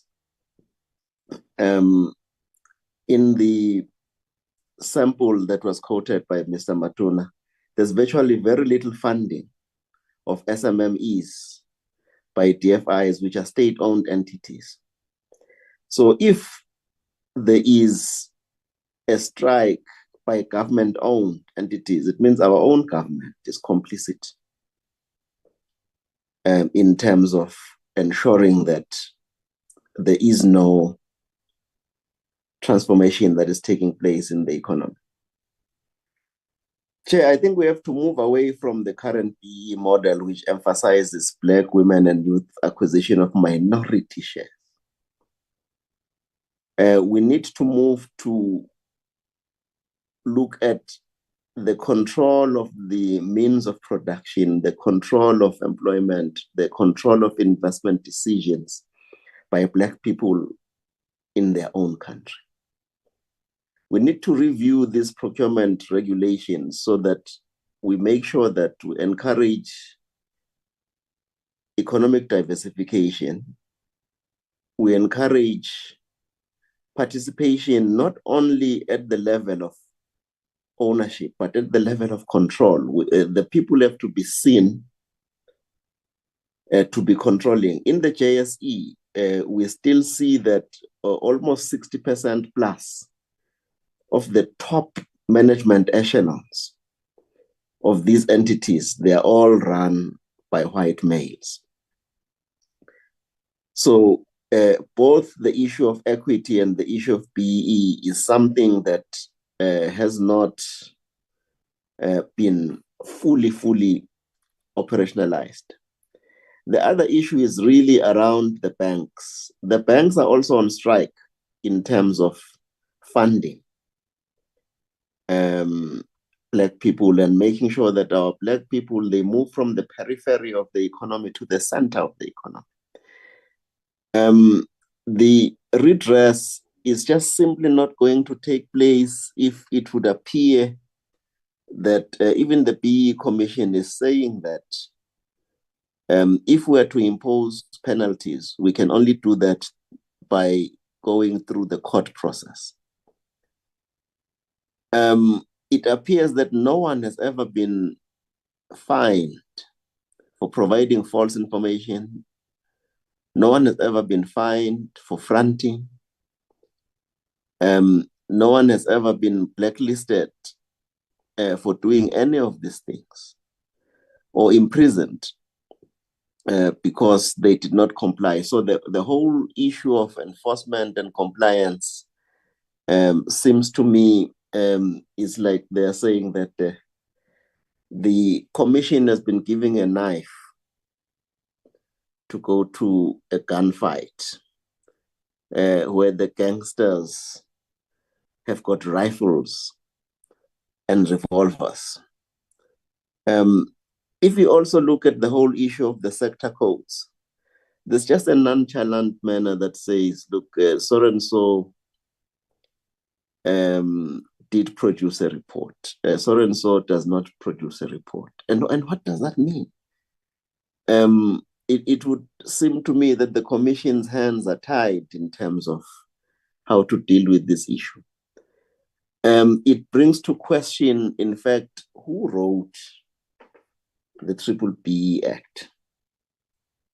Was it not written to actually ensure that it is unenforceable and therefore the Black people can in fact be kept outside? We need to review and repeal some of the regulatory barriers that stifle the empowerment of our people, things like the PFMA and the CIDP as an example, which are there as gatekeepers rather than to enable our people to participate meaningfully in the economy. So it becomes very important for us that we also look at the banks and the banking licenses that have been given to make sure that the commercial banks can also play a critical and important part in terms of making sure that Black people participate in the economy. So for me, the whole issue of the lack of administrative power in the commission can probably best be dealt with by bringing amendments to the Act, bringing them to Parliament. But this is a very clear indication that there is a lot of transformation that has to take place in our country, that there is not going to be a voluntary transfer of the economy or sharing of the economy by those who benefited from 300 years of apartheid and oppression of our people since Jan van Riebeeck arrived at the Cape. So we need very, very seriously to rethink the manner and way in which the BEE is done, to move away just from where direct and indirect ownership are all seen as something that could be measured in terms of the scorecards. We need to separate all of these things to make sure that our people can participate in the economy. I think one of the members also talked about the kind of polarization that is going to take place in this country. If people continue to wrestle with the economy and they find that the doors are shut, and they find that there is a glass ceiling in terms of the economy, and that the only thing that they can enjoy from something that is aptly termed as democracy is being able to go and vote once every 5 years, and then their vote immediately thereafter gets ceded to people who did not win the vote. So it's going to be very important for us that we relook at the whole B-BBEE Act. We relook at the commission, and also we repeal any regulatory bodies that are in fact standing in the way of the attainment of transformation in our country. Because the kind of inequality that we continue to experience, where only 11.4% of Black households are in the upper quartile in this country, and 20% of colored households are in the upper quartile in terms of income in this country, and 40% of colored households, of Indian households, are in the upper quartile in this country. And a whooping 73% of white households are in the upper quartile in this country. It tells you the kind of inequality that we're experiencing, and therefore the radical manner and way in which we need to deal with the economy, because this is the stuff that revolutions are made of. So if the redistribution of the economy is not going to take place on a voluntary basis by the haves, making sure that the have-nots also participate, the kind of polarization that would be seen would be untold. So therefore, it becomes very important that we go back and we relook at this and we see how best we can deal with this whole thing from a country basis. It's not a racial issue. It is an issue that says we need to have redress because there are people who were undermined for more than 300 years and could not participate meaningfully into the economy. Our people are only being characterized and stratified to be people who must deal with spaza shops. What is that? Why spaza shops? What about being in manufacturing? What about being in mining? What about being part of the industrialization of this country? Because those are the high stakes that our people need to be participating in, not just tell us about spaza shops only. Thank you, Chair. Thank you very much. The next on the line, I think it's a member. It's myself, Chair. Okay. No, thank you very much, Chair. I think the glaring reality and the explicitity of deep structural economic problems are clearly illustrated in this report, that the South African economy still stagnates to transform. And there's this resistance from former apartheid colonial beneficiaries, but it also clearly expresses the white man's arrogance in the transformation agenda of this country. I mean, despite government misconception of progress, I mean, the actual transformation remains slow, inconsistent, and limited to a narrow demographic. I mean, if the report clearly states that only 29% of JSE-listed entities submitted reports in the last cycle, and black ownership has stagnated, I mean, with real economic control, is still in the hands of minority. I mean, this retrogression is in compliance and insufficient submission of data undercut any meaningful claim of advancement. So the transformation program cannot be perceived as successful when basic compliance levels are deteriorating. So, I mean, even these reports highlight severe non-compliance and underperformance across key metrics, particularly in ownership and control, where major industry players are avoiding full transparency with inconsistent submissions and questionable verification practices. So it is indeed a systematic failure in enforcing the obligation to report, making monitoring largely symbolic rather than mandatory with real enforcement. So if these reports, in fact, these reports demonstrate a strong lean towards compliance promotion.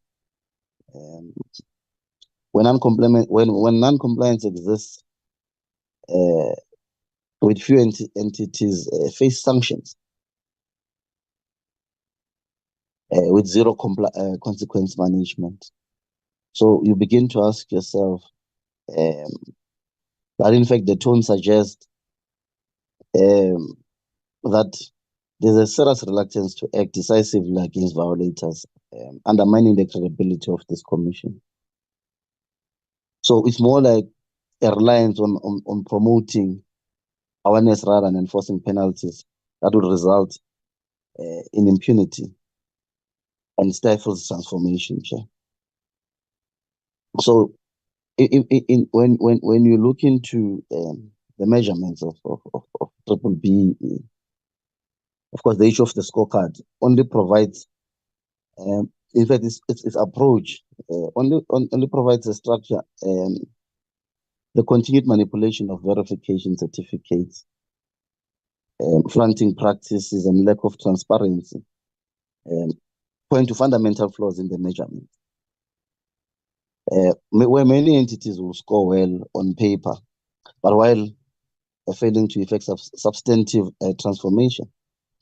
So the scorecard system, in fact, incentivizes superficial compliance instead of substantive change, rendering measurements unreliable. So we cannot really rely on the measurements that are provided in the scorecard. And this report, I mean, Chair, it's deeply concerning, where key sectors like construction, ICT, and finance show little real transformation, including the ownership of Black people, particularly Black women, remained extremely marginal. So these sector-specific codes, there's serious glaring lack of transformation in high-value industries. So there's so much that needs to be done structurally to really enforce or transform the economy for an overall participation in the mainstream, where specific socioeconomic sectors would not ordinarily be subjected to a very low economic activity rather than manufacturing and industrialization. So in terms, I mean, the report also illustrates that Black women are the most marginalized group in terms of ownership and participation. And we've been speaking about this policies put, but there seems to be no political will. And I would agree with my fellow compatriot, Honorable Kam, that there seems to be negotiation arrangements, that there are certain policies and industries that ought not to be touched. They would remain centers of white privilege and dominance, where even the ownership and the participation of young people, it's only on the skills development. But when it comes to enterprise, the spending on enterprise development and supplier development, it appears more quantitative, but lacks qualitative impact. So funding is mostly spent on low impact projects that are mostly redirected to internal training without really strategic value to beneficiaries.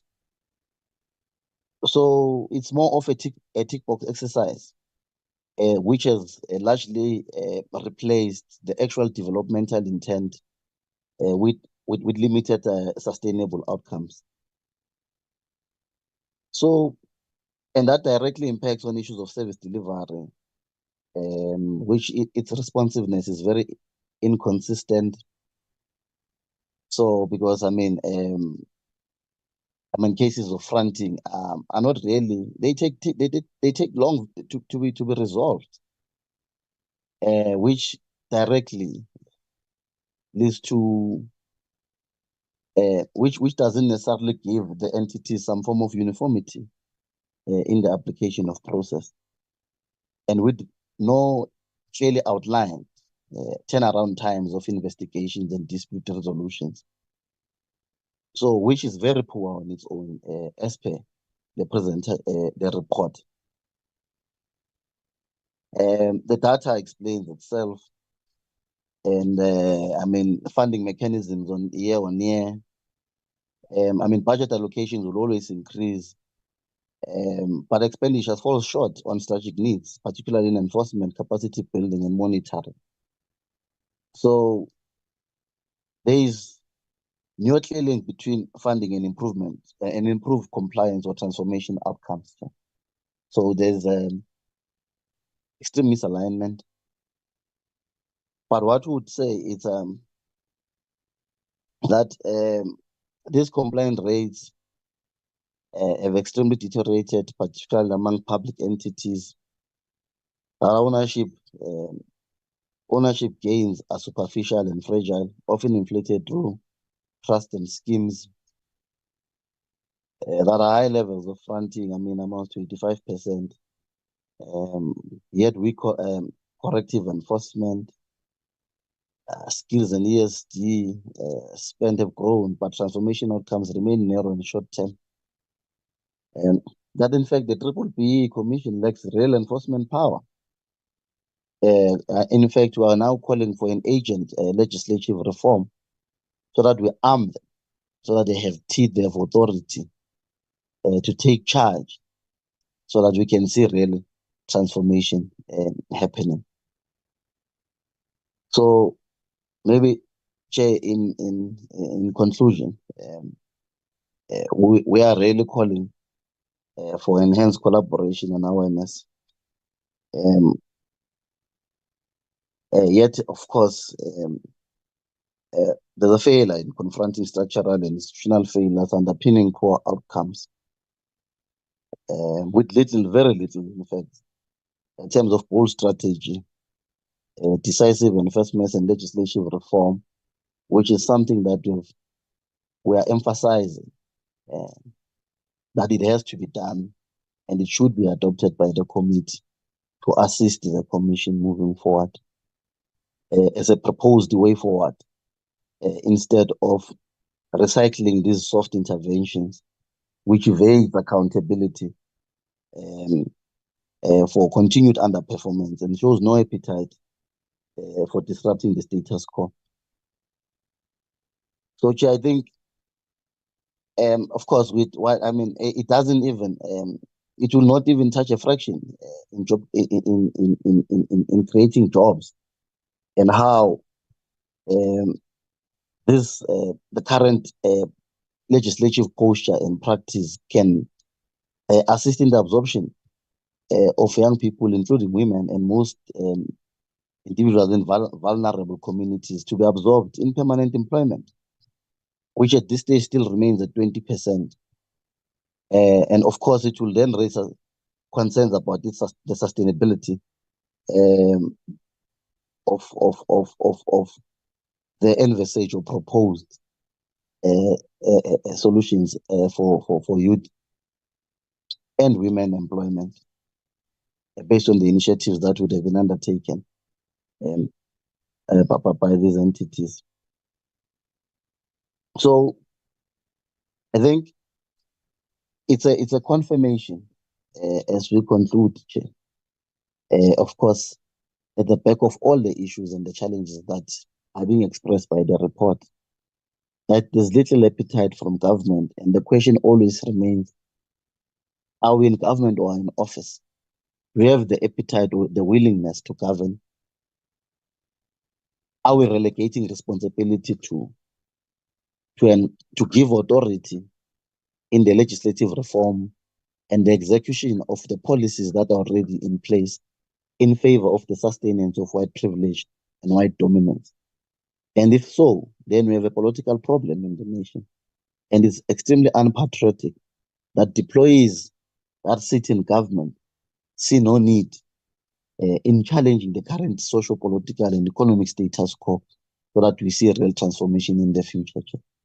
So I will conclude as such by amplifying the importance of advocating for an agent legislative reform. Thank you so much, Chair.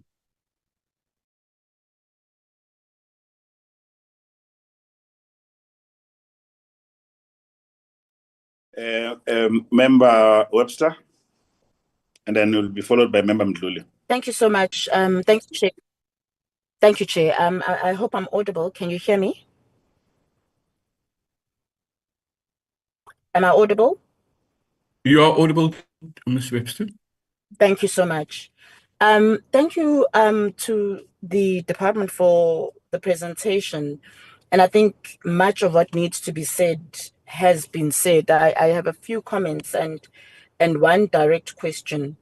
I think one of the things, first of all, that we need to recognize, and one of the things I think we need to take from today's briefing, particularly in light of even some of the developments we're seeing between South Africa and the US, some of the migration, we'll call it that we saw over the past day or two, is that just listening even to this committee, to people who represent different political parties, is that one reality that we are broadly aligned on as a committee, and something we have to state quite unapologetically as a country, is the need for transformation, is the need for redress, particularly economic redress in this country. I think we can never get to a point where we are apologetic about that. And I think it's important that that is the posture that we take when it comes to these issues, particularly because the so-called race laws that are lamented, and B-BBEE is included in that, has not worked. And I think that I say without fear of contradiction, it has not worked. And I think there's voices in the virtual room that have echoed that today. the reality is that B-BBEE is still centered on the elite. Ownership is concentrated in a few hands. Often it's the elite, they're politically connected, and the reality is that the broader community remains excluded, and you only need to look at indicators like the level of unemployment and who is unemployed, levels of poverty and who is poor. You only have to look at levels of ownership and who owns. You look at the JSE listed companies or entities in this country, and less than 1% are actually wholly or 100% Black owned. And so it's very clear that, as colleagues have said, broad-based economic empowerment in this country has not been broad-based at all. And I think part of the reasons for that is that we're chasing empowerment within the confines of an already narrow corporate and industrial economy. So it's narrow. The so-called mainstream economy is narrow. And so given that, first of all, how many Black South Africans, and when I say Black, I speak about what used to be called PDIs, Black Colored Indian, how many Black South Africans can truly then access that slice of that pie when it is already in itself confined, it's already small, it cannot absorb even the level of unemployment that we have in this country. So what happens is that we're fighting for crumbs in a bakery that was established on apartheid structure and on an apartheid economic structure, instead of actually developing a new bakery, baking new bread in new economies, in township economies, in rural value chain, in digital frontiers. We're not focusing on investing in that and using whatever funds exist for transformation within those economies so that they genuinely and broadly do then benefit Black South Africans, women, young people. The reality is that so long as we're talking about empowerment, and of course the 5 pillars are important, there's no doubt about it. But the reality is that when you have empowerment and you don't have ownership, and I just made reference to that JSE stats that tells you that you actually don't have ownership. When you have empowerment that doesn't have ownership, what it is tokenism. It actually is a status quo that perpetuates tokenism. And so what you don't see in broad-based Black economic empowerment policy and in that legislation is a focus on building real Black-owned businesses, on growing industries that center ownership from the ground up. That's what we don't see. And I want to echo the calls for us as a committee to make this a focus of this 7th Parliament for us, to say, how do we then go about ensuring that there's a review of legislation broadly? Because otherwise, all we have is tokenism, and we really don't have true transformation. And then lastly, when we speak about skills development, it's also confined. We speak about skills development, but we're not actually translating those skills into enterprise.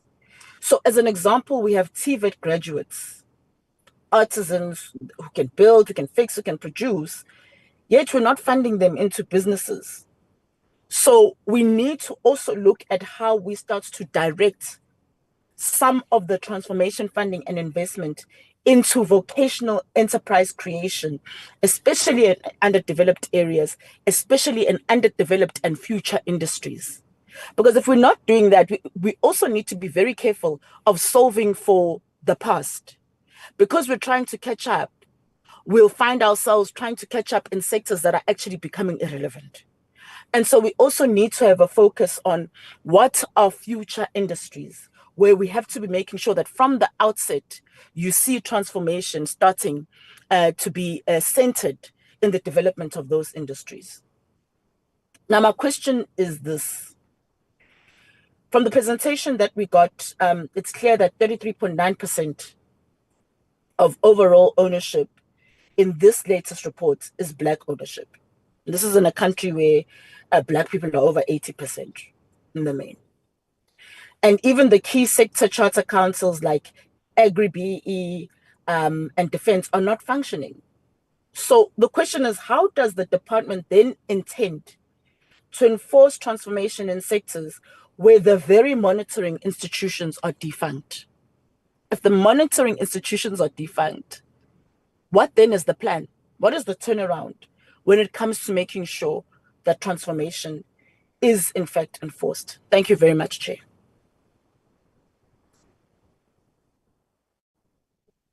Member Mduli.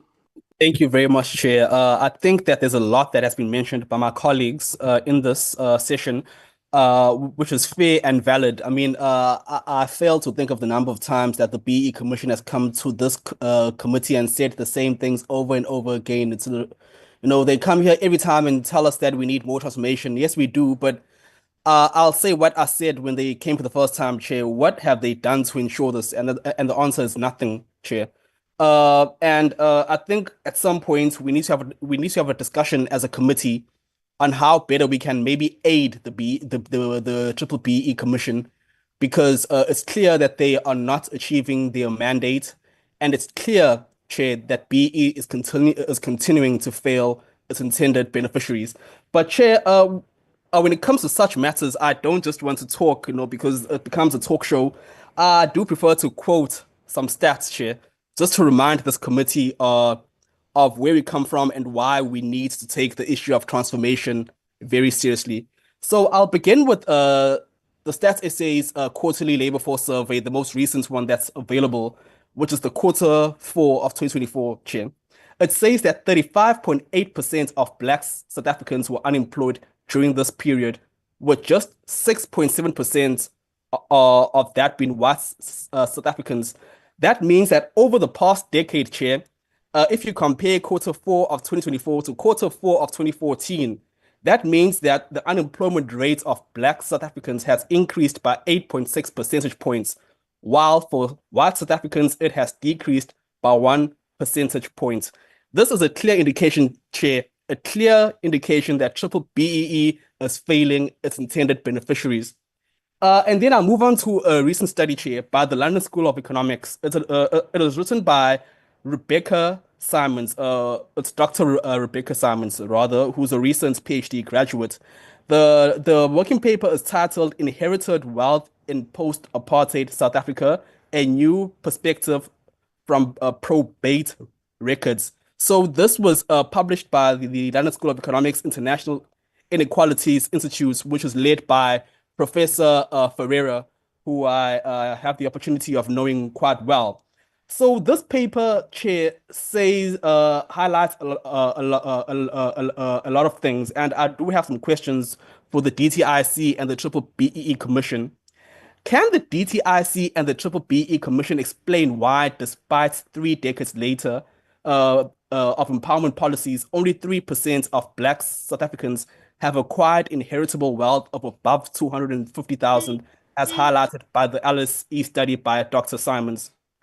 Secondly, will the department commission its own audit of intergenerational wealth transfer outcomes disaggregated by race, and if not, why? The second question, Chair, is given the LSE's finding that ownership of white housing stock remains overwhelmingly skewed, can the DTIC provide an assessment of the extent in which Triple BEE has facilitated Black acquisition of tangible, appreciating assets such as property and equity, rather than merely symbolic ownership through debt, leveraged transaction, or paper shareholding?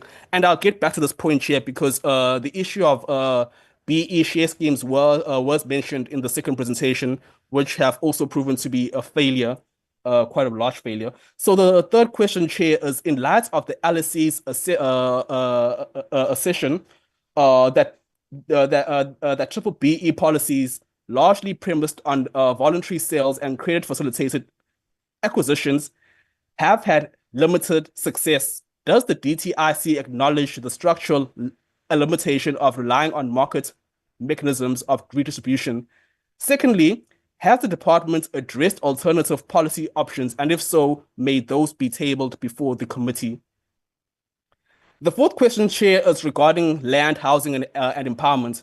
What steps has the DTIC taken to integrate the asset transfer of potential RDP housing within formal wealth building strategies under B-BBEE? And secondly, can the department provide figures on how many RDP homes have formally been registered and leveraged for capital access by Black South Africans since 1994? The fifth question, Chair, is the LSE report finds that township housing remains the main site of asset transfer for Black South Africans, yet the rate of upward mobility from these areas is limited. Therefore, Chair, this begs me to ask, what policy interventions has the DTIC supported to catalyze capital appreciation, business developments, or infrastructure investments in townships that could transform these static assets into economic leverage? The sixth question, Chair, is with regards to the unequal spatial redistribution of wealth. Given the persistence of spatial apartheid in wealth ownership, particularly in ownership of middle and upper income housing stock, what role has the DTIC played in addressing this racialized spatial inequality? And the second part of this question, Chair, is can the department submit a review of empowerment-linked spatial transformation outcomes across metropolitan areas? And I'm now moving on, Chair, to the second half of my question, which deals with BEE share schemes, which have proven to be a failure, Chair. Many BEE deals were structured for compliance purposes, not genuine empowerment. Shareholding was often vendor financed, meaning Black participants owned, in inverted commas, shares funded by debt, with repayments dependent on dividend flows. This is just a minor comment here. When company performance faltered or dividends were withheld, beneficiaries have been left with nothing. This structure, Chair, therefore, has undermined real ownership and control, turning empowerment into a symbolic exercise rather than tangible wealth accumulation. Chair, I've said it all, Chair, but I will probably ask another round of questions during the second round, Chair, but I would like for now the departments and the BE Commission to answer these questions that I've raised, because I do think that they're important, Chair, because we find that oftentimes we say the same thing over and over again, and it's becoming slightly annoying, actually very, very annoying, Chair, because we come here and we say that Black people are still living in poverty and as well as inequality. But then we talking about it, but nothing has been done, Chair. And maybe I just want to ask, Chair, in the sense that the BE Commission has rightfully identified that yes, we do have a problem of poverty and inequality.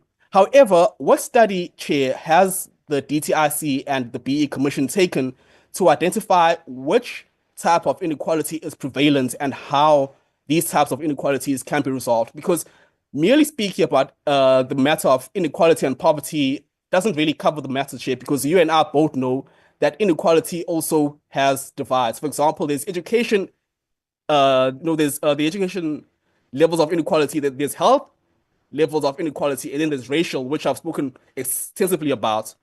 However, we don't hear much on health and education. So I would appreciate, Chair, to hear the BE Commission's views on this and whether to answer my question on if any report has been commissioned, and if so, what have the findings been, and what will the Commission and the DTIC do to finally address the matter of racial economic inequality, as well as education, health, and spatial inequality in our country, Chair? Thank you. Thank you very much. I think this was the last, Andre, the last contribution, like if I'm correct. That's correct, Chair. Okay. No, look, I think a number of questions have been raised by honorable members.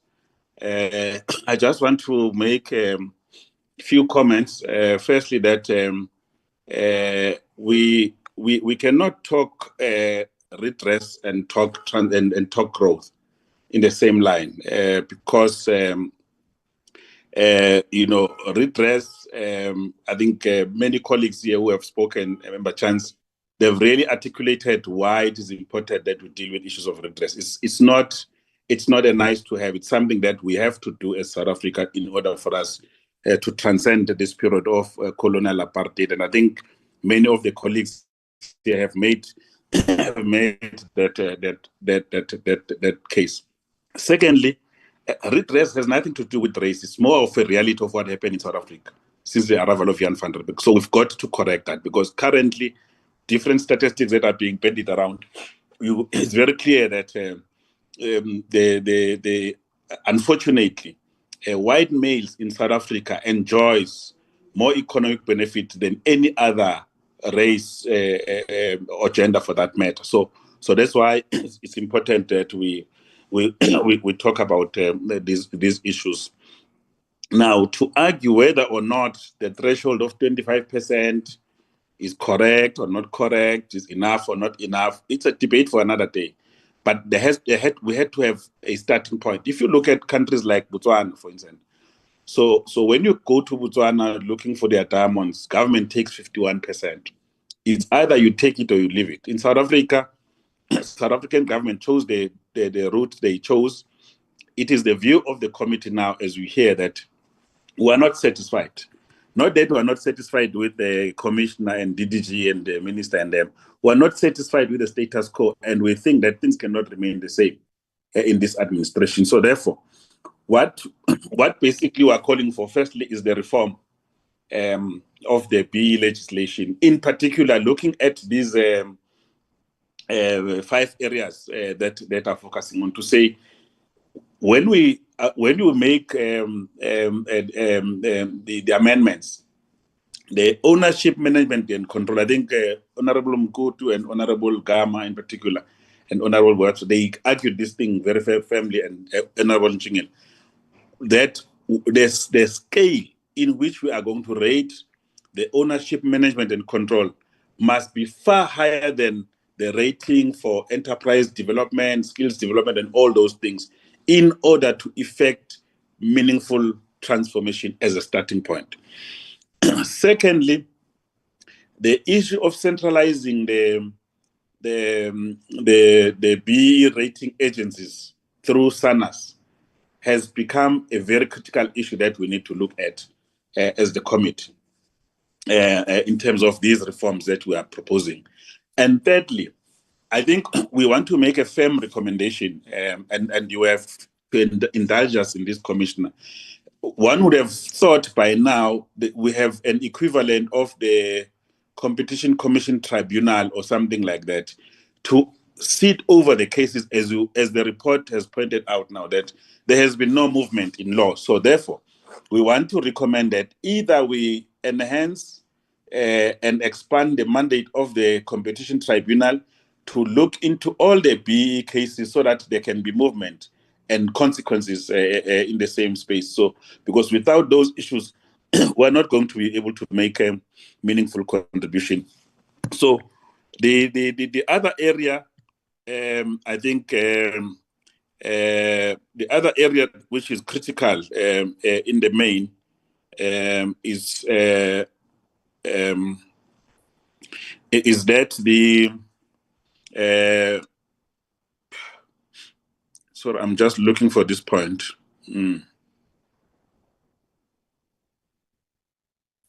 Just 1 second. Okay. No, I think that's fine for now. I think those are the issues. DTG and the Commissioner, if you can just indulge the committee for another 1 hour, just make sure that you touches on all these things, because we think that this is not an era where we need you to respond in writing, because we already have our eyes set for what needs to happen. So we want to conclude this debate so that the next time when you appear, you must appear with proposals for the reforms that we are calling for. Over to you, DDG and the Commissioner. Thank you, Chairperson, and thanks to the members. Chair, like I've said earlier on, we brought the whole team, so obviously we will have to indulge the committee in all the questions that they've asked. So in terms of, I'm going to just take some before I hand over to Commissioner Matona, because most of them were directly to him. And then I'll also ask, just before the Commissioner, I'll also ask Mr. Maputa to touch on, especially the one that Mr. Chance has raised about the equity equivalent. So Chair, in starting, we have noted all the inputs that have been made. starting with Honorable, I've written here, Honorable Lufefa, apologies, Honorable Member. The suggestion about the review of the scorecard, it's what we've also sort of seen, because when you look at the spending on the skills development and you go and find what skills are actually being spent on, or if we have now to say, are these skills actually empowering these Black youth and Black people in terms of gaining something or running businesses, it's something else. So we do agree with you that when we look at the review, that's an area that we need to look at as well. And then on Honorable Thring, the two questions, I think they were for Mr. Matuna, but then the one with regard to return on investment, Chair, I think what we have seen is that with implementation of the Black Industrialist, Honorable Member, what we've seen is that we've seen a lot of sort of Black new entrants in those sectors that were concentrated. So the Black Industrialist budget allocation was not much. However, we do agree with you that we need to work with National Treasury to see in terms of the other part of the government spending, because some of these Black industrialists that we are funding, we're funding them to be able to supply some of the key products in government. But what we've seen, we can give example of those tenders, is that they don't, we fund them to get factories, but when these tenders are awarded, they're beaten by a company from another country. So therefore, that market access for the local Black industrialist is not there. So obviously, when we measure the return on investment, we also need to look at those elements to say, if the company can actually manufacture and supply their products outside South Africa, but they are unable to then supply within the South African government, what is it that we need to then do? And then, Honorable Chance, I guess the issue about most of the issues, I think they've been addressed through the comment. So the one element I want to touch on is about the further enforcement. What we are asking for is that while we will still be reviewing, let's implement what is actually the B-BBEE Act. Let's enforce it with the capacity of the BEE Commission, and if we enforce, we will then see the impact of the monies that are being reported.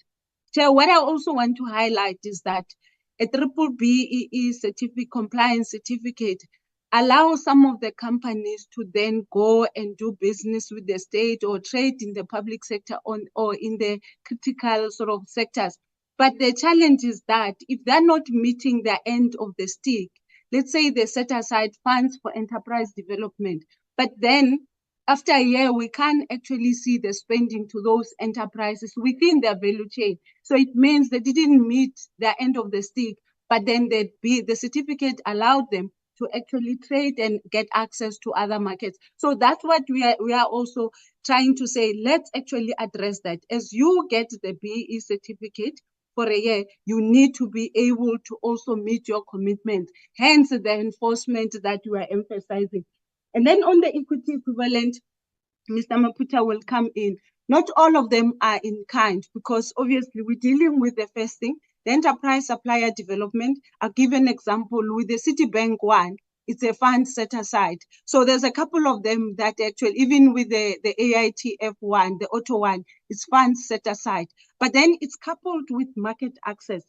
After you've bought the machine for this particular company, you still need to give them orders within your value chain. I think Chair and members will recall when the banks came, they reported a very high figure in terms of their enterprise supplier development spending. I think it was around about 300 billion. But when you look at the activities that relate to the financial sector, it's very little. I think the amount is actually very low. So therefore it was running for the last report, it was around about 1.9 billion. So it means they are spending, but they're not transforming the sector. They're spending on other items that makes them commercially viable, but then they're not transforming the sector. And then on the comment of Honorable Gama, we have noted the comments that you have given to say we need to relook at how the DFI support the implementation of the B-BBEE Act, as well as relook at the Act on its own to say, to create a balance, to say, let empowerment and ownership and management control be seen where we are actually reporting for transformation. And then Honorable Nsingila, I guess the comments have been noted.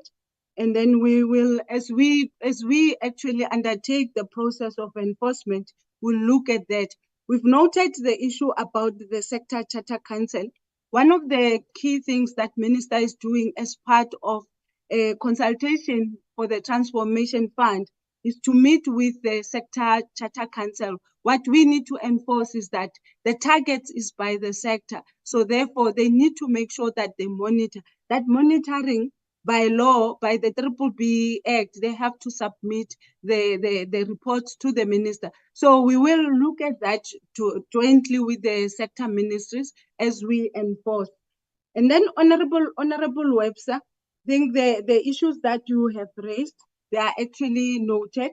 And I think one of the key things is that as we now looking at all these measures that we are enforcing, what we are driving, Chair, is that in our APP, we've set a target of a 50% Black ownership by year 5.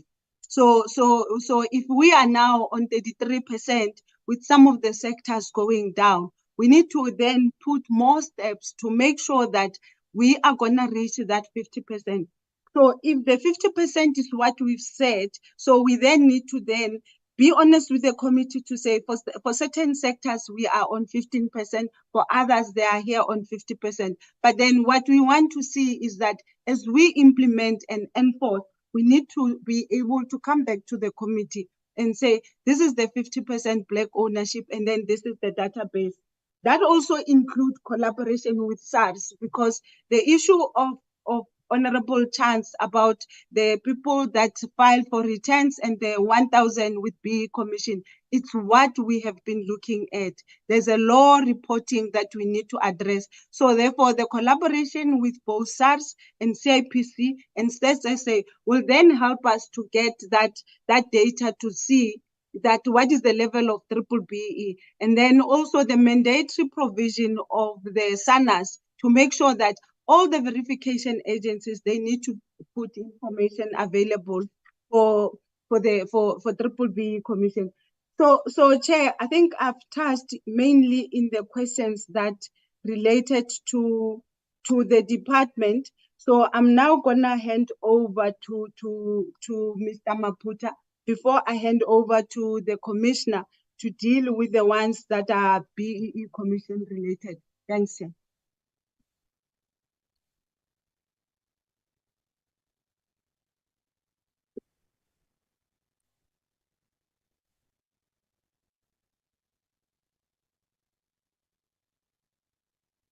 Chair, I think Mr. Maputa, you're still on mute. If you can. I won't disturb you. I'm just looking at the time, DDG. You can go ahead. Okay. Maybe let me hand over, Chair, to the Commissioner. I'll just check with Mr. Maputa in terms of the sound. Commissioner, if you can take the one for BEE Commission in the meantime. Okay, thank you. Thank you, Chairperson and honorable members, for, I think, a very robust and comprehensive debate. And I think that, it's a debate that has touched on all of the important issues that we need to deal with when it comes to moving the needle on transformation. It's not going to be just doing one thing, that's going to solve the problems. I think there's a quite a significant degree of complexity, in terms of what it is that we are dealing with. I appreciate the commitment to transformation. I think that if we are all on one side, on the same side of the need for transformation, I think the rest of the issues that we need to deal with will be possible. So I appreciate the fact that the committee is wanting to zoom in on things that need to be fixed. Some of the interventions are of such a nature that they can shift the terrain. And let me talk about the legislation. First of all, Chair, to recognize and appreciate that the act, the legislation, is a creation of Parliament. That you as Parliament have given us this tool, which we've tried to use as best we can. And to the extent that there are issues with the tool, I really am encouraged and inspired that you are then saying to us, bring that tool so we can fix it. Because we can only do things, initiatives that you empower us to do. So I think that if we accept that, then I think we are in business. Because the problem, the overarching problem, and when we talk about it, Chair, it's because it is the cause of many ills. The fact that there is not proper implementation of the legislation because there's no compliance. Or even the compliance is not good in good faith, proper compliance, as it were. So we got to fix the implementation of the legislation. We got to fix compliance, and I do appreciate those contributions that have seen the need to say if we want the outcomes to improve on the outcomes, we have to improve on the implementation. I think that is a cross-cutting, overarching challenge that we need to address. And as it relates to the Commission, I appreciate Honorable Gama's metaphor that you have a commission going into a battlefield where others have got guns and we only have a knife.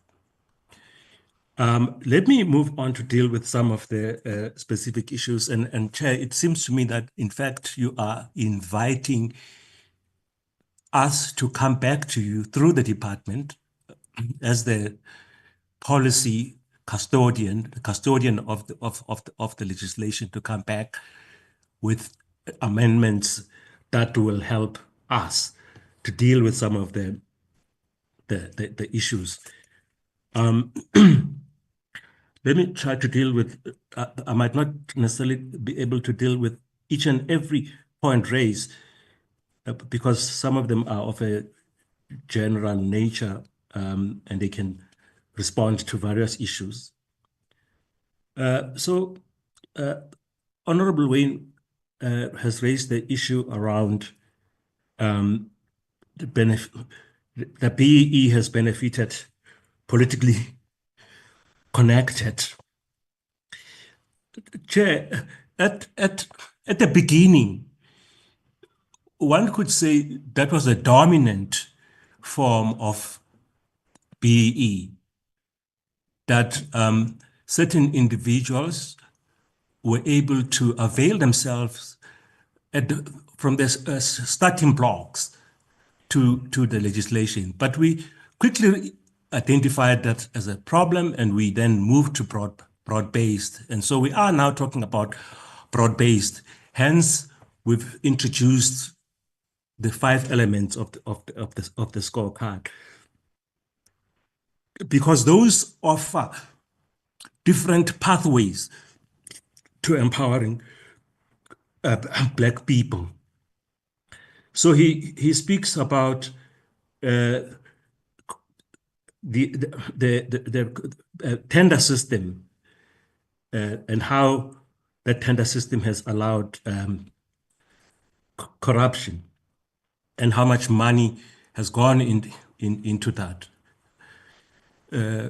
So the quantitative aspects of money that has gone into tenders, because the procurement of services is governed by, in the previous procurement, the PFA, it was only 10% considerations of who the service providers are, who the suppliers are, 10% of the weight. So the 90% of the cost is about value, the value of the and the utility of the service being procured. So considerations of the character and color of participant has only been 10% and 20%.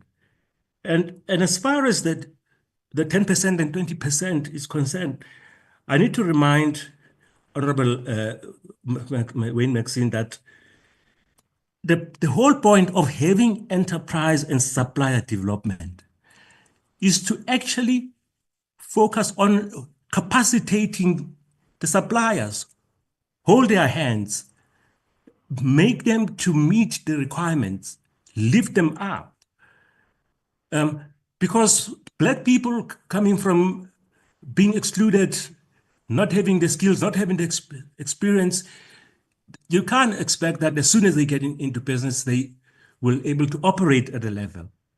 So enterprise and supply development is actually a mechanism for taking the entrepreneurs, building them, and getting them to actually properly supply. And by the way, I can tell you, I have seen where that works. So enterprise and supply development actually works in converting and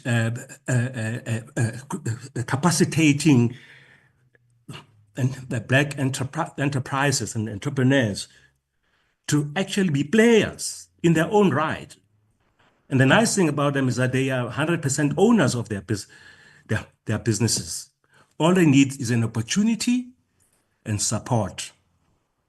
And when things go wrong, typically when things go wrong, it's because that element has not really worked well. And so we, in fact, if you look at our study, and I do encourage members to go and look at our study on ESD, it shows you under what conditions does this tool actually work. In my view, it is the element that is going to help us deal with the issues of the issues raised by Honorable Chance around inputs and outputs, because the jobs are going to come from businesses, they're going to come from enterprises. The more and more we use ESD and other interventions to establish proper businesses owned by Black people, we will increase the number of the entrepreneurial base. We will increase the number of employers, and we will deal with jobs. So there is no dichotomy between the legislation and what it intends to do and the outputs. So let's close the gap, in order for the legislation to impact on growth. So in short, when Black people are empowered, they will be investors, they will be creators of jobs, they will be innovators. And it is already happening. It is already happening in the economy. Of course, there are many professionals, Black professionals, who will tell you, who are rising up the ranks, who will tell you that they would not have been there if it had not been because of BEE legislation. On the back of the legislation, Black people who are billionaires, we just don't have enough of them, who would not have been there because of the legislation. So we need to be careful about throwing the baby with the bathwater. But I do want to emphasize the point that when you have not implemented the legislation properly, when you have not even capacitated the entity that was supposed to supervise and oversee effectively to do its work, we can't lament the outcomes. And I'm happy that the committee is saying we are ready to do better going forward. I'm now with issues raised by Honorable Chance, because Honorable Chance says is raised the correct variable. And I think other members have responded to this question by saying the problem we sit in is that Black people, colored Indians, and Africans account for 92% of the population. And yet they own a minuscule. So the bulk of this economy, 80% of the economy is owned by 7% of the population. Someone said poverty, unemployment, and inequality have a black face. So it cannot be that we suddenly want to come with instruments that are color blind, because we will miss the target if we suddenly did that. And it doesn't mean that merit, because I know this is often raised with issues of merit. If you cannot be a supplier if you do not merit, if you do not meet the merits and the requirements, you cannot be promoted if you do not have merit. But the reality is that left to its own, with the entrenched structures of exclusion still in place, the culture of exclusion still in place, we cannot abandon that criterion. Even the Constitution, by the way, it said to redress persons who were previously discriminated against. So there is a targeting of who we want to improve the conditions and circumstances of life. And I think that question has been put to rest, I believe.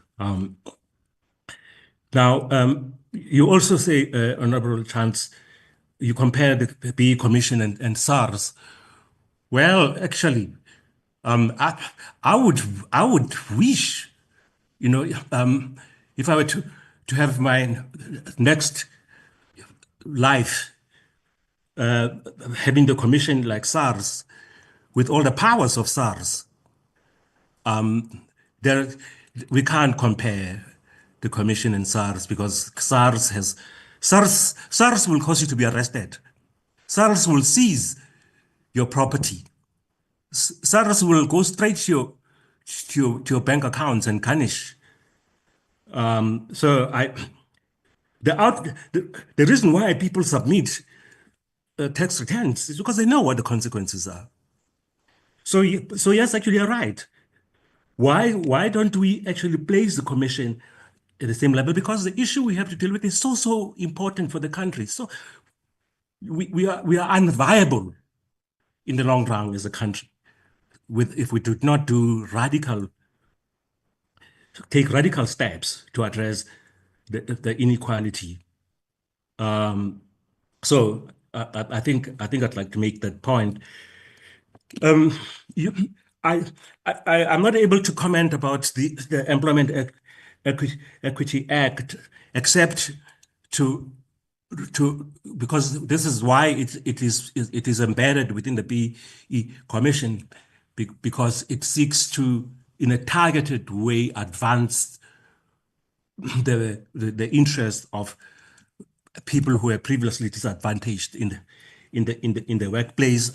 My understanding is that the Minister of Employment and Labor wants it to work more effectively, and to give it a bit of flexibility and dynamism, as it were. You ask about complainants. Largely, it is people who have been wronged, who know that my credentials were used to access a particular contract, a particular opportunity, but I have not had due returns, contrary to the deal that I entered into, contrary to the relationship that I entered into. So it is actually the people who are affected in that way. But it's also interesting, for certain forms of fronting, it's actually the companies themselves.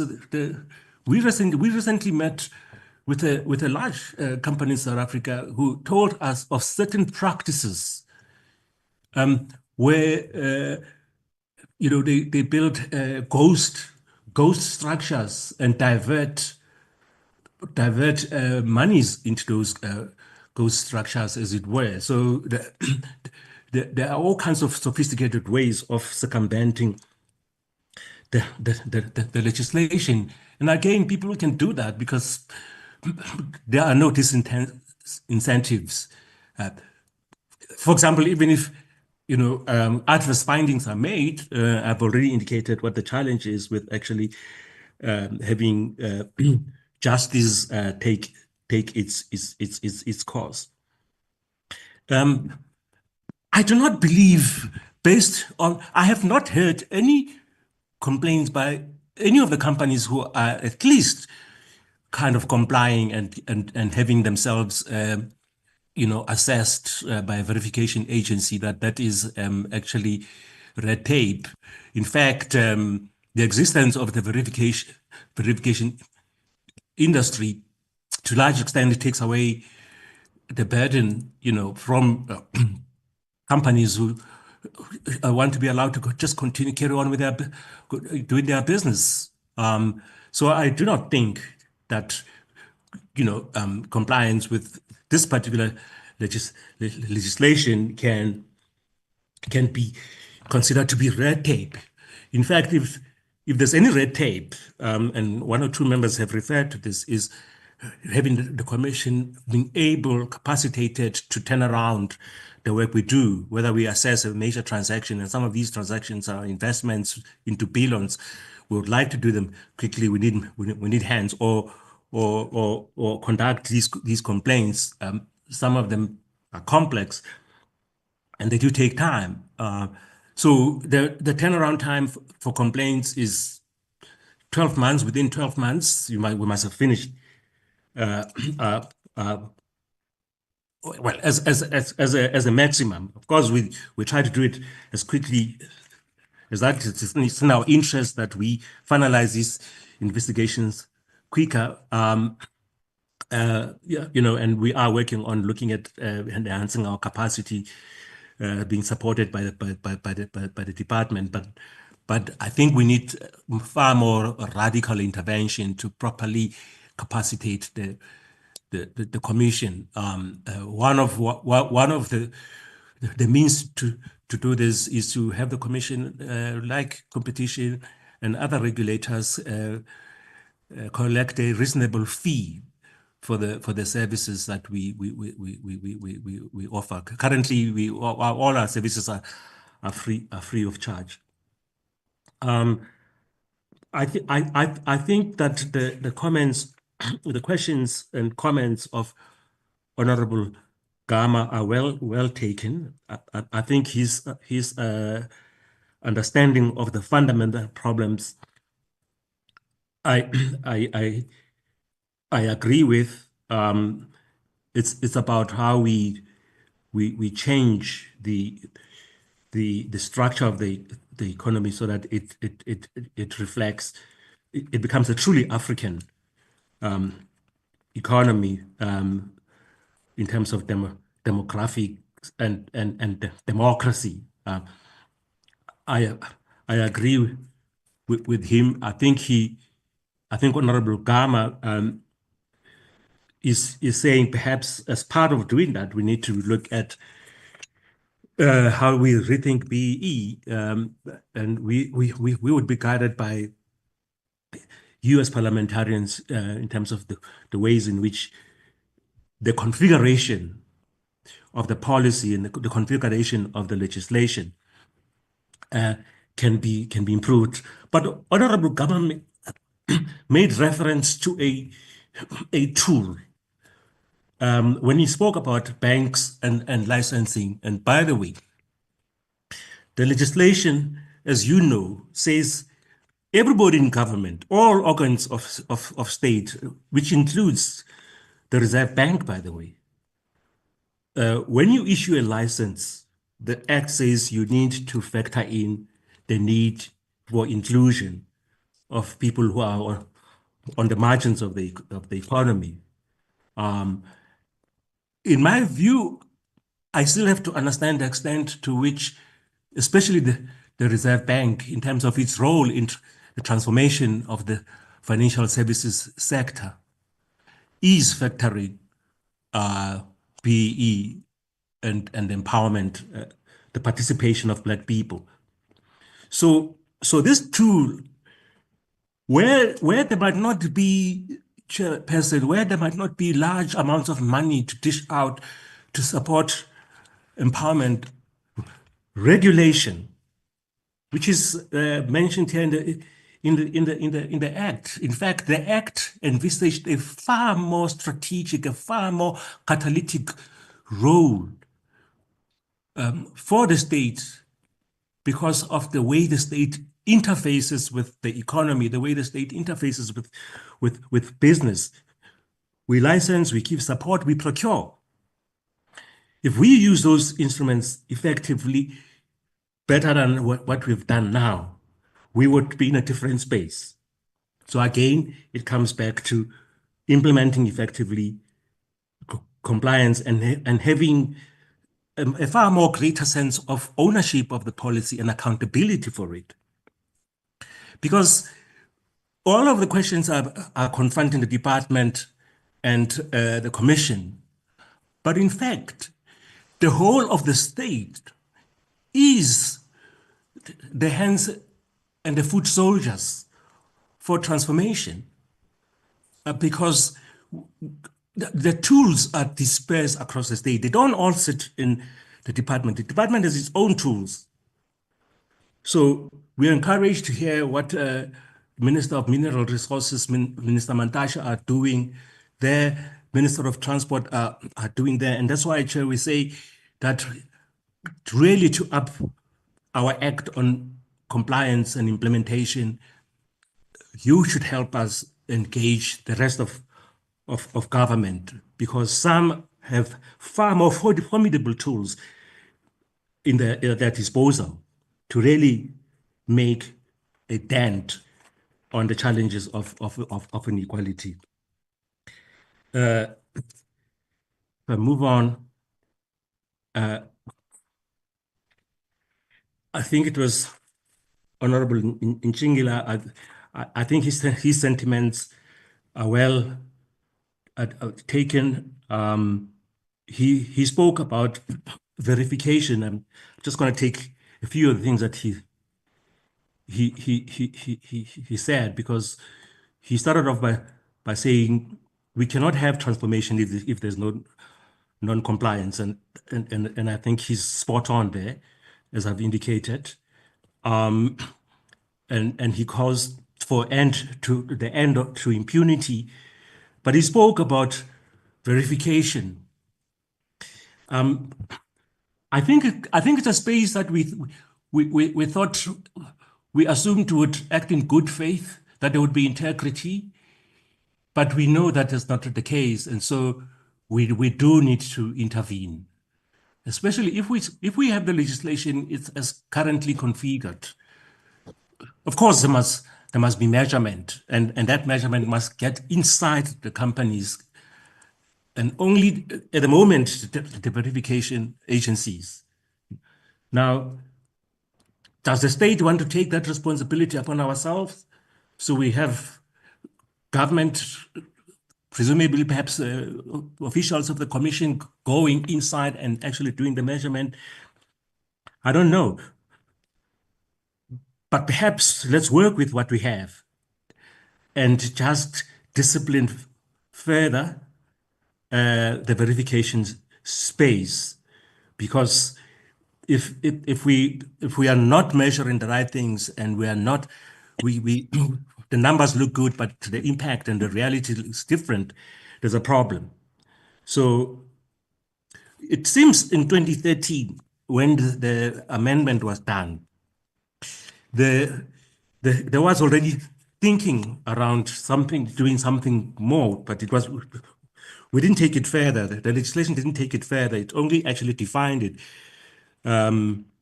by referring to a BEE verification professional, which it defines as a person who performs any work in connection with rating the status of enterprises in terms of BEE on the authority of or accredited by a BEE verification regulator.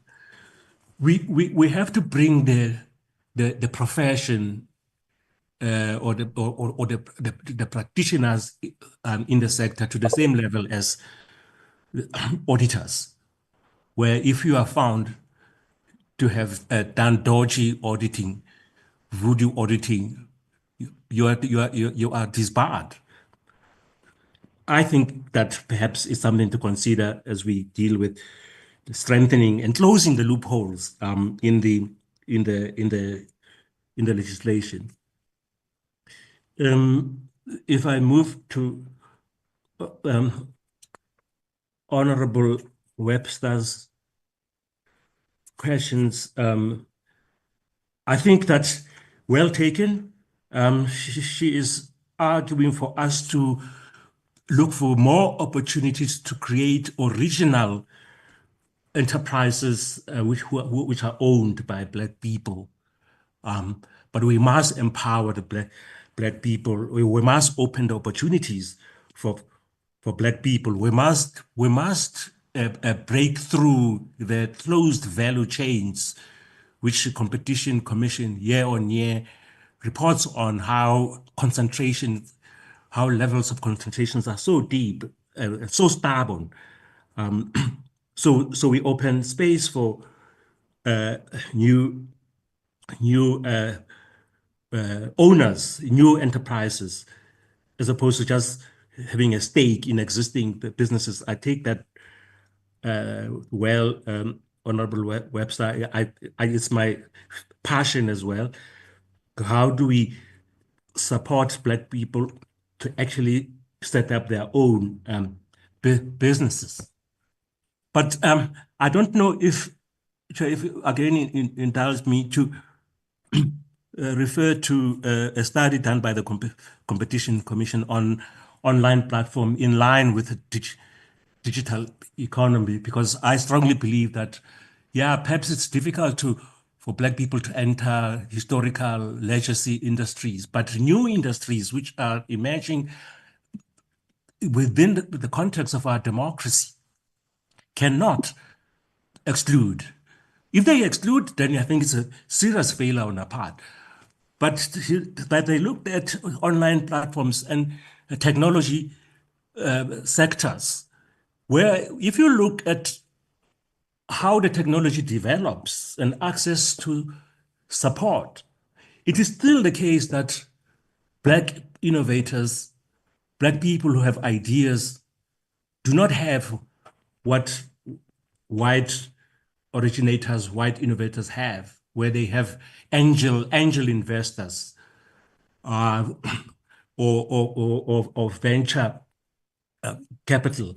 So they've identified a market failure correctly in a sunrise industry, the digital economy, that I think we need to take guidance from because it really makes precisely the point. Or even renewable energy, new industries. What measures are we putting in place to ensure that these new industries, when they set up, already take Black people into them? So, Honorable Webster, I take your point. Honorable Mzuli, I don't know if I captured. You'll forgive me. I might not have captured all the points that you have made, but the one which I think I appreciate is you have said that Parliament needs to come to the aid of the BE Commission, so we don't sound like a scratch record and become a messenger who is punished. I appreciate that. But you talk about something important, intergenerational wealth transfer, and that is the mischief, because the levels of inequality are not only about current inequality based on access to income and access to opportunities. It's inherited. Honorable Gama spoke about 300 years. So in reality, a portion of our population are sitting with 300 years of wealth, which is what entrenches and perpetuates inequality. So we got to be actually measured. The acquisition of assets by Black people, absolutely important, and this is where transformation.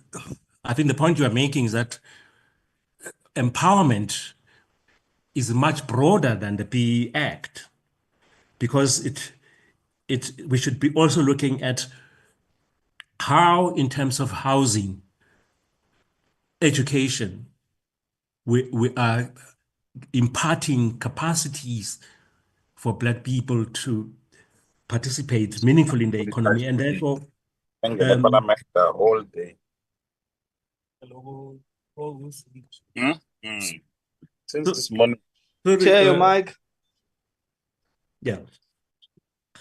So you're right, and you make the point that we can't rely on the market only.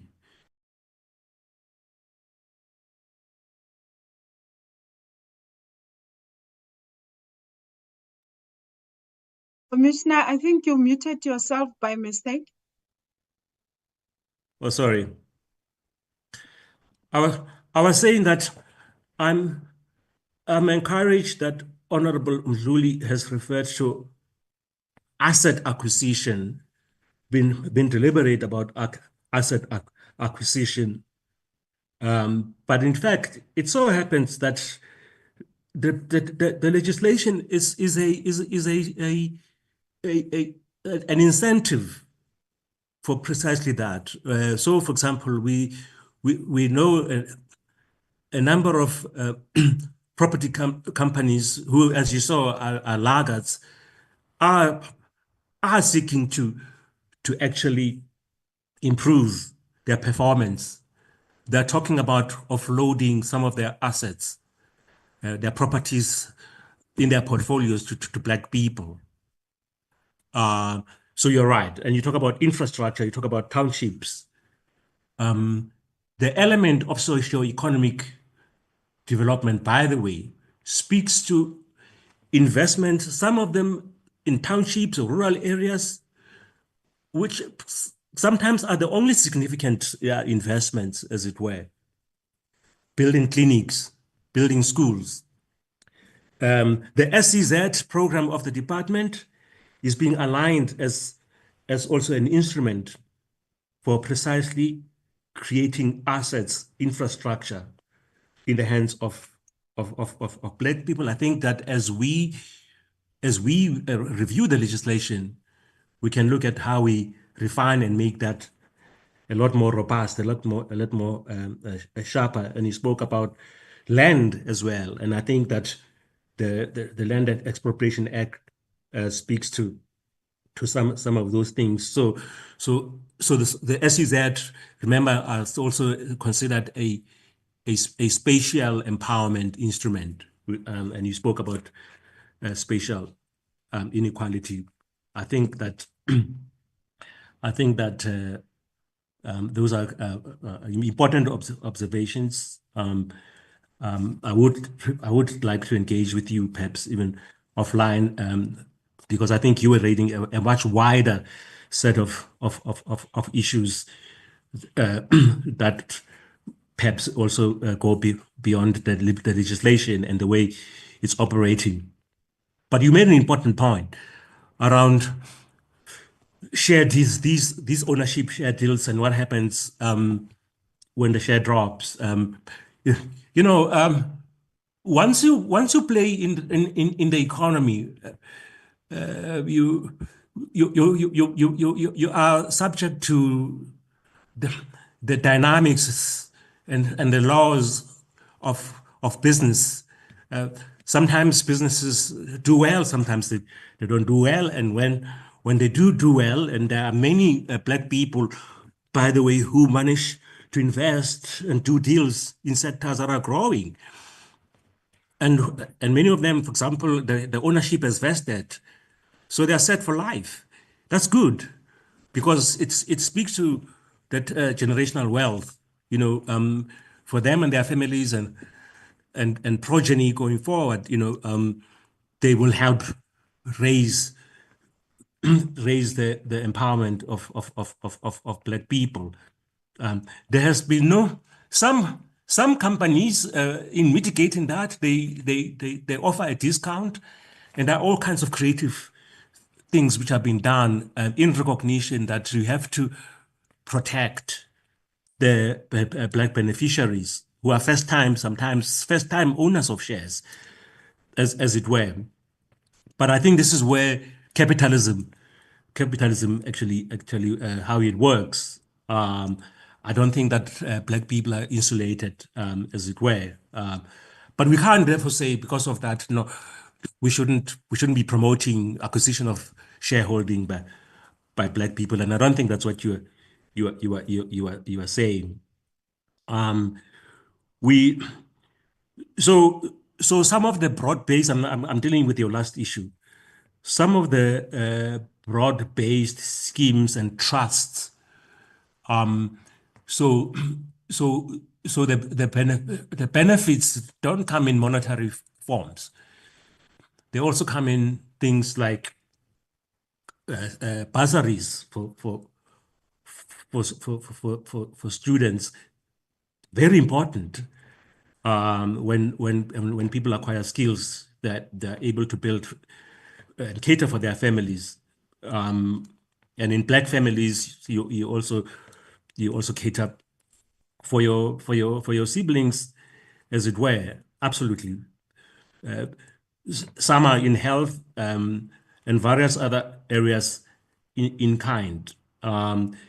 Because inequality by its nature is multidimensional, and we got to tackle it on all of these fronts. And we must allow the legislation to actually speak more consciously. Right now, it's a bit indirect, but more consciously. We need to tighten, because trusts are allowed, that they are vehicles for broadening participation. But we have to make sure that they work in ways that actually they're impactful, and they do true empowerment. That's one thing that we are grappling with. So when we assess these transactions, we look very closely at that to say, broad-based, yes, but what are you proposing to do? And where we see that it's a good investment, it's not necessarily dividends, cash, but it's investment in building the foundations for participation in the economy by Black people, we support. So as I said, there's a quite significant complexity in dealing with this demon of inequality, and the Act has its role, but it has to work with other instruments. It has to work with other legislation, and we must be deliberate in creating a very firm and robust network of instruments, an ecosystem that brings all the critical levers, both within the state and outside, to really move the needle. I think it's possible, but there are others who have referred to commitment, political commitment, will, and appetite. And I think those are issues where I believe you can help us as Parliament. My takeaway of what the chair said, and that's the last part of my comments, is that he's inviting us to bring proposals around how to fix the legislation and how to do better in enabling the Commission to use an improved tool and to do its role effectively, and looking up as a role model, the likes of SARS. I think we are encouraged by that, and we will reflect on that and work with the department and the minister to come back with our proposals. I think I'll leave it there.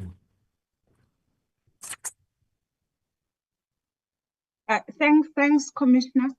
Chair, through you, Mr. Mafuta earlier on was struggling with the sound, so I just want him to touch on the EEIP. Okay, but not too long because we are running out of time.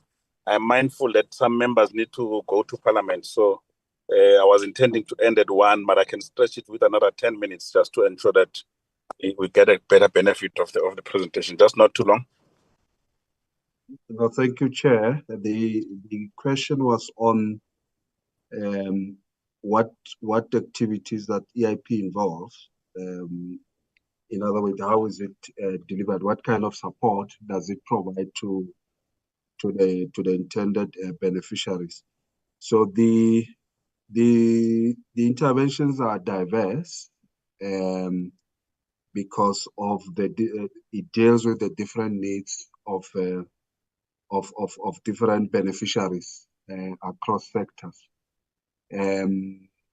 We always look at, as and when an EIP a program is initiated, we look at the sector that the multinational is in and identify what are the key priorities in those sectors. For example, if you're talking about auto, it's about how do we how do we localize, manufacturing of components by Black people here in South Africa. If you look at other sectors like ICT, how do we use the ICT, skills development process to empower young people with digital, skills. So the interventions and the delivery model of each EIP will differ according to the sectors. And others also will give financial support directly, especially for those that are in the financial sector, like we do have JP Morgan. They provide cheap loans or accessible loans for the Black suppliers and Black SMMEs across the sectors that we have identified that have got high job creation impact. So those are the delivery models. So through the transformation fund, I think we are saying that let's aggregate let's ensure that some of the funding or the resources that will be coming from the EIP and be able to be aggregated and be utilized depending on the sector in providing the support that the SMMEs as well as the Black industrialists need. In terms of the value that has been dispersed, that was the other question. We measure that since 2015 to 2023, when we did an evaluation of the EIP, there was about 5.8 billion that was invested by the multinationals in all those areas that I mentioned: skills development, access to loans, access to grants, and other interventions that are necessary for the support of SMMEs and individuals across those different sectors. Thanks. Thanks. There was just one question from Honorable Webster of saying, how does the department enforce implementation of the Charter Council?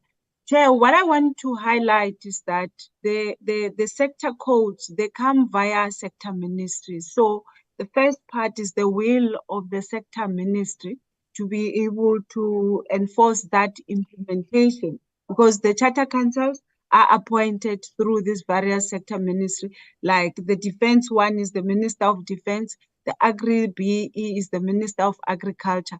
So I think through the Transformation Fund, we are going to then visit the ministries individually, because that's where most of the process is start. So this is more an intergovernmental sort of approach that we need to take alongside the various sector ministries. Thanks, Chair. I'm going to hand over back to you.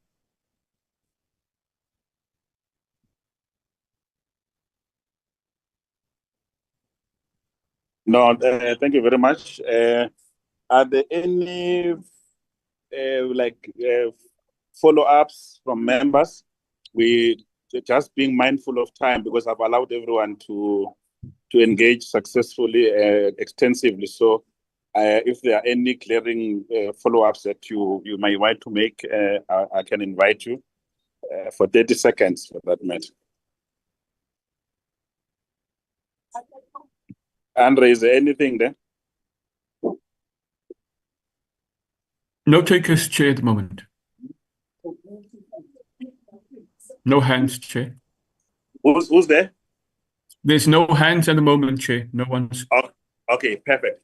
Well, I think let's conclude, honorable members, that I think the portfolio committee of the DTIC have made firm proposals on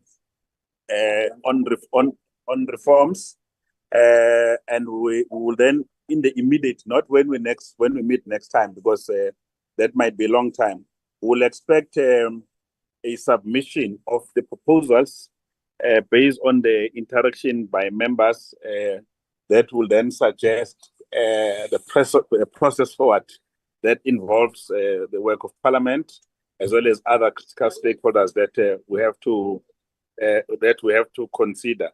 So I'm not sure of the suitable timelines, Commissioner, which you can just a high level spelling out what is the roadmap towards achieving those reforms that are being proposed. That will be quite suitable on your side. Is it a month? Is it 2 weeks? Is it what? Where you can come up with broad level, Commissioner? Chair, we would probably need perhaps, if you indulge us, so we do a thorough job, perhaps 2 months, because we as a commission have been noting challenging areas, things that need to be fixed. We have to, as you know, we don't legislate directly. We have to work with the department. So So we then need to hand over that to the department, and the department will process that, engage the minister. So I don't want to squeeze us. So perhaps maybe the next 2 months we should be in a position, because as I said, we've been building a database of areas that need fixing. We will have to also do a bit of consultation, as DDG Susan has indicated, with the sector departments as well. So we need to do some work within government. At the minimum, 2 months, I think, would be a good time frame. So we work with speed and are able to return whilst there's still the iron is hot, so to speak. Okay. No, what I was asking for is an outline of the roadmap, not the actual work. Oh, I see. To tell us that, look, we've identified this piece of legislation, these areas that we are going to look at, and then you then say that for us to deal with these issues, then you give us timelines as per, so that we can work with you in terms of ensuring that we find each other in the collective. Then you can then go work with the department and do your work. We're gonna put pressure on you, that because we know that there's gonna be a lot of fightbacks. There's gonna be courts. There's gonna be all those things. But as long as we can have a clear program to say we are now embarking on reforms informed by 1, 2, 3. These are the starting points and timelines we will be consulting. Then we know, the Parliament Portfolio Committee will know the kind of work that you're working on. I get you. I think therefore that a month would be sufficient, and I hope that would be agreeable. Sorry, the department through TDG would be agreeable to that timeline. That should be feasible, Chair. So within a month, yes. Over to you, TDG. Chair, I think a month will be fine. We'll be able to provide that roadmap. We do have a deep dive with Minister and the Deputy Minister next week. I think we will have that, and then a month is fine, Chair. Okay. I think that should conclude this part, and thank you very much. This should conclude the part. Thank you very much, DDG and other members. I will implore members of the committee to remain just for a few minutes so that we can take through the minutes. And Andre, you are going to lead us. Those minutes were long sent to you members, but we've also made sure that they're in your chat group in the way that they've been sequenced for your ease reference. Thank you very much, DDG and Commissioner and all other colleagues. We'll be proceeding with the work of the Portfolio Committee. Andre, if you can take us through. Thank you. Thank you, Chair. Thank you, Chair and members. Thank you. Chair, we will start with the minutes of the 29th of January. It will be cited now, Chair.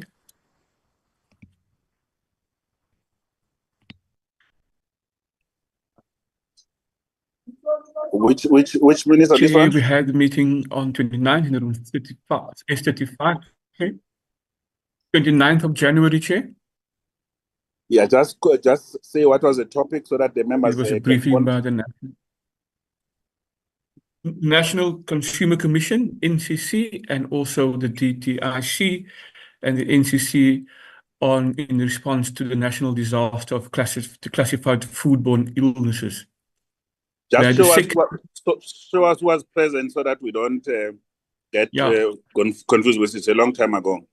Yeah, Mr. Chance, Mr. Mndluli, yourself, Mr. Nshingila, Mr. Tambo were present at the meeting, Chair.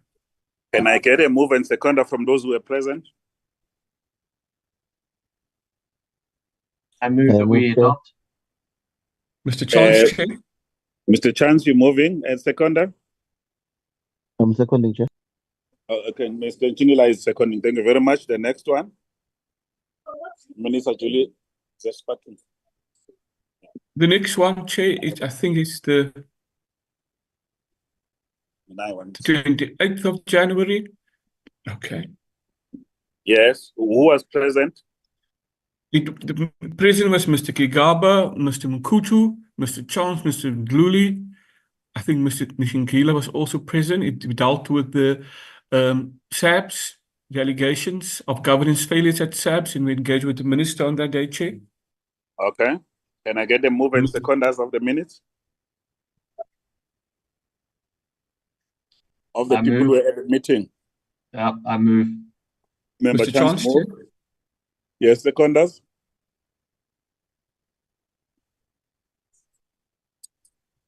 Colleagues, come on. We've all read these minutes. Second, Chair. Thank you very much, Mr. Nchingila. Can we move to the third one? Moving now, we'll show it now, Chair.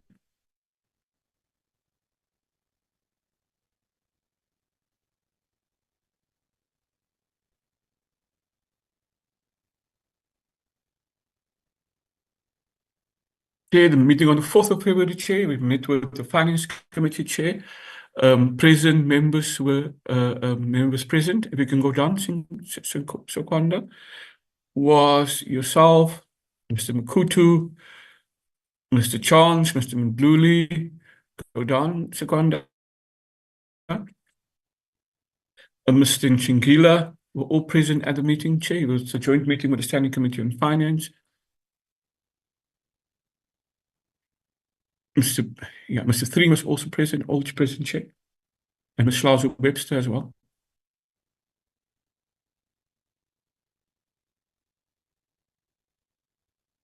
Chair, we need a move and a seconder for the meeting. I move.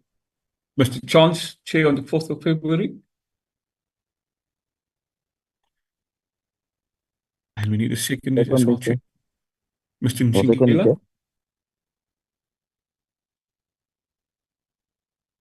Chair, the next meeting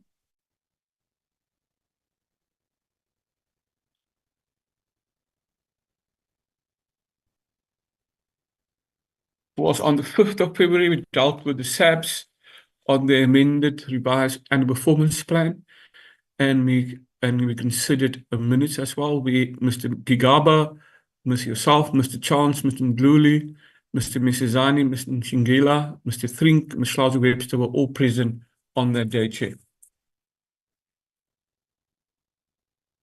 Can I get the move and seconder for these minutes from the members who are present? Thank you very much, Member Chance moves. Mr. Chance move. Yes.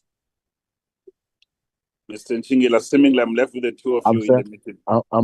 I'm seconding, Chair. I second, Chair. Thank you.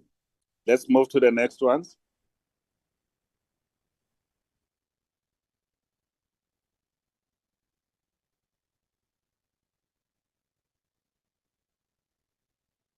The meeting on the 18th of February, Chair. Present was yourself, Mr. Gigaba, Mr. Mkutu, Mr. Chance, Mr. Ndluli, Mr. Misizani, Mr. Nchingila was present, Mr. Tambo, Mr. Langa, Mr. Thrink, and Ms. Slazo Webster were all present on that day, Chair. Okay, can we get a mover? For the minutes. I move, Chair. I move, Chair. Okay, a member Mkutu moves, a member Nchingila seconds. Thank you. The next one.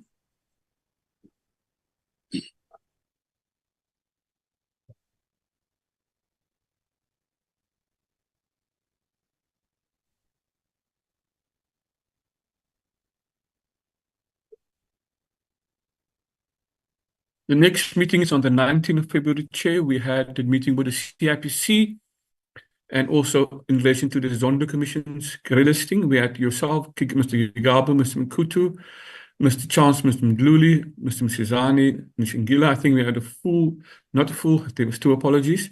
Mr. Tambo and Mr. Three were present on the day, Chair. Can I get a move and seconder for these minutes? I move for adoption, Chair. Thank you very much, Mr. I Nchingila second. moves. Thank you very much, Mr. Mkutu seconds. The next one.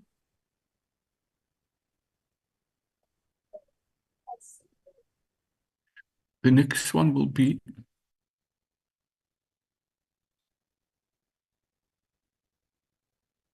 The 5th of March, Chair, we had the NLC on the revised annual performance plan and third quarter financial, non-financial. Yourself, Mr. Gigaba, Mr. Mkutu were present. Mr. Chance, Mr. Mdluli, Mr. Gama, Mr. Nshingila, Mr. Tambo were all present at the meeting, Chair. Thank you. Can you get a mover and seconder? I move, Chair. Thank you, Mr. Nshingila Nshingila. moves, Chair.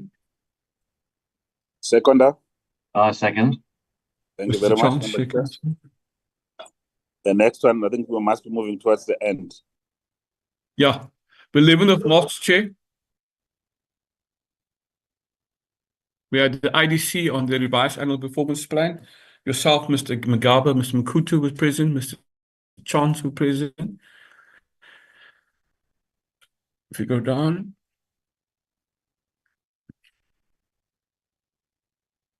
Mr. Mdluli, Mr. Thring were present at the meeting, Chair.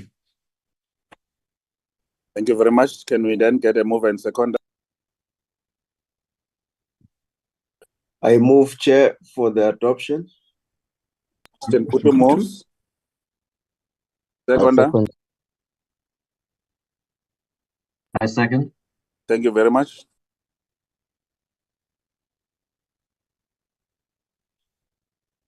I think that's all the minutes for today, Chair. If I understand. Okay. I think just for completeness, next time, let's try it by all means to make sure that at least every month we just work through the minutes. We have 30 minutes 20 minutes to deal with the minutes so that we are all we have not forgotten how the decisions were made. No problem. Yeah, thank you very much, honorable members. At least we are on time. Let me take this opportunity to thank you for your participation and the extent in which you have engaged. And I think that the inputs were very helpful to really assist the department understand where we're coming from as a portfolio committee. And then I hope that they will, within the month, come back to us to propose the timelines, and then so that we can work on them and ensure that at least during our time, if we leave this thing until too late, we might not achieve our objective. So I'm quite happy that they will come back within a month, then we can take it from there. Thank you very much. The meeting is officially adjourned. Thank you, Chair.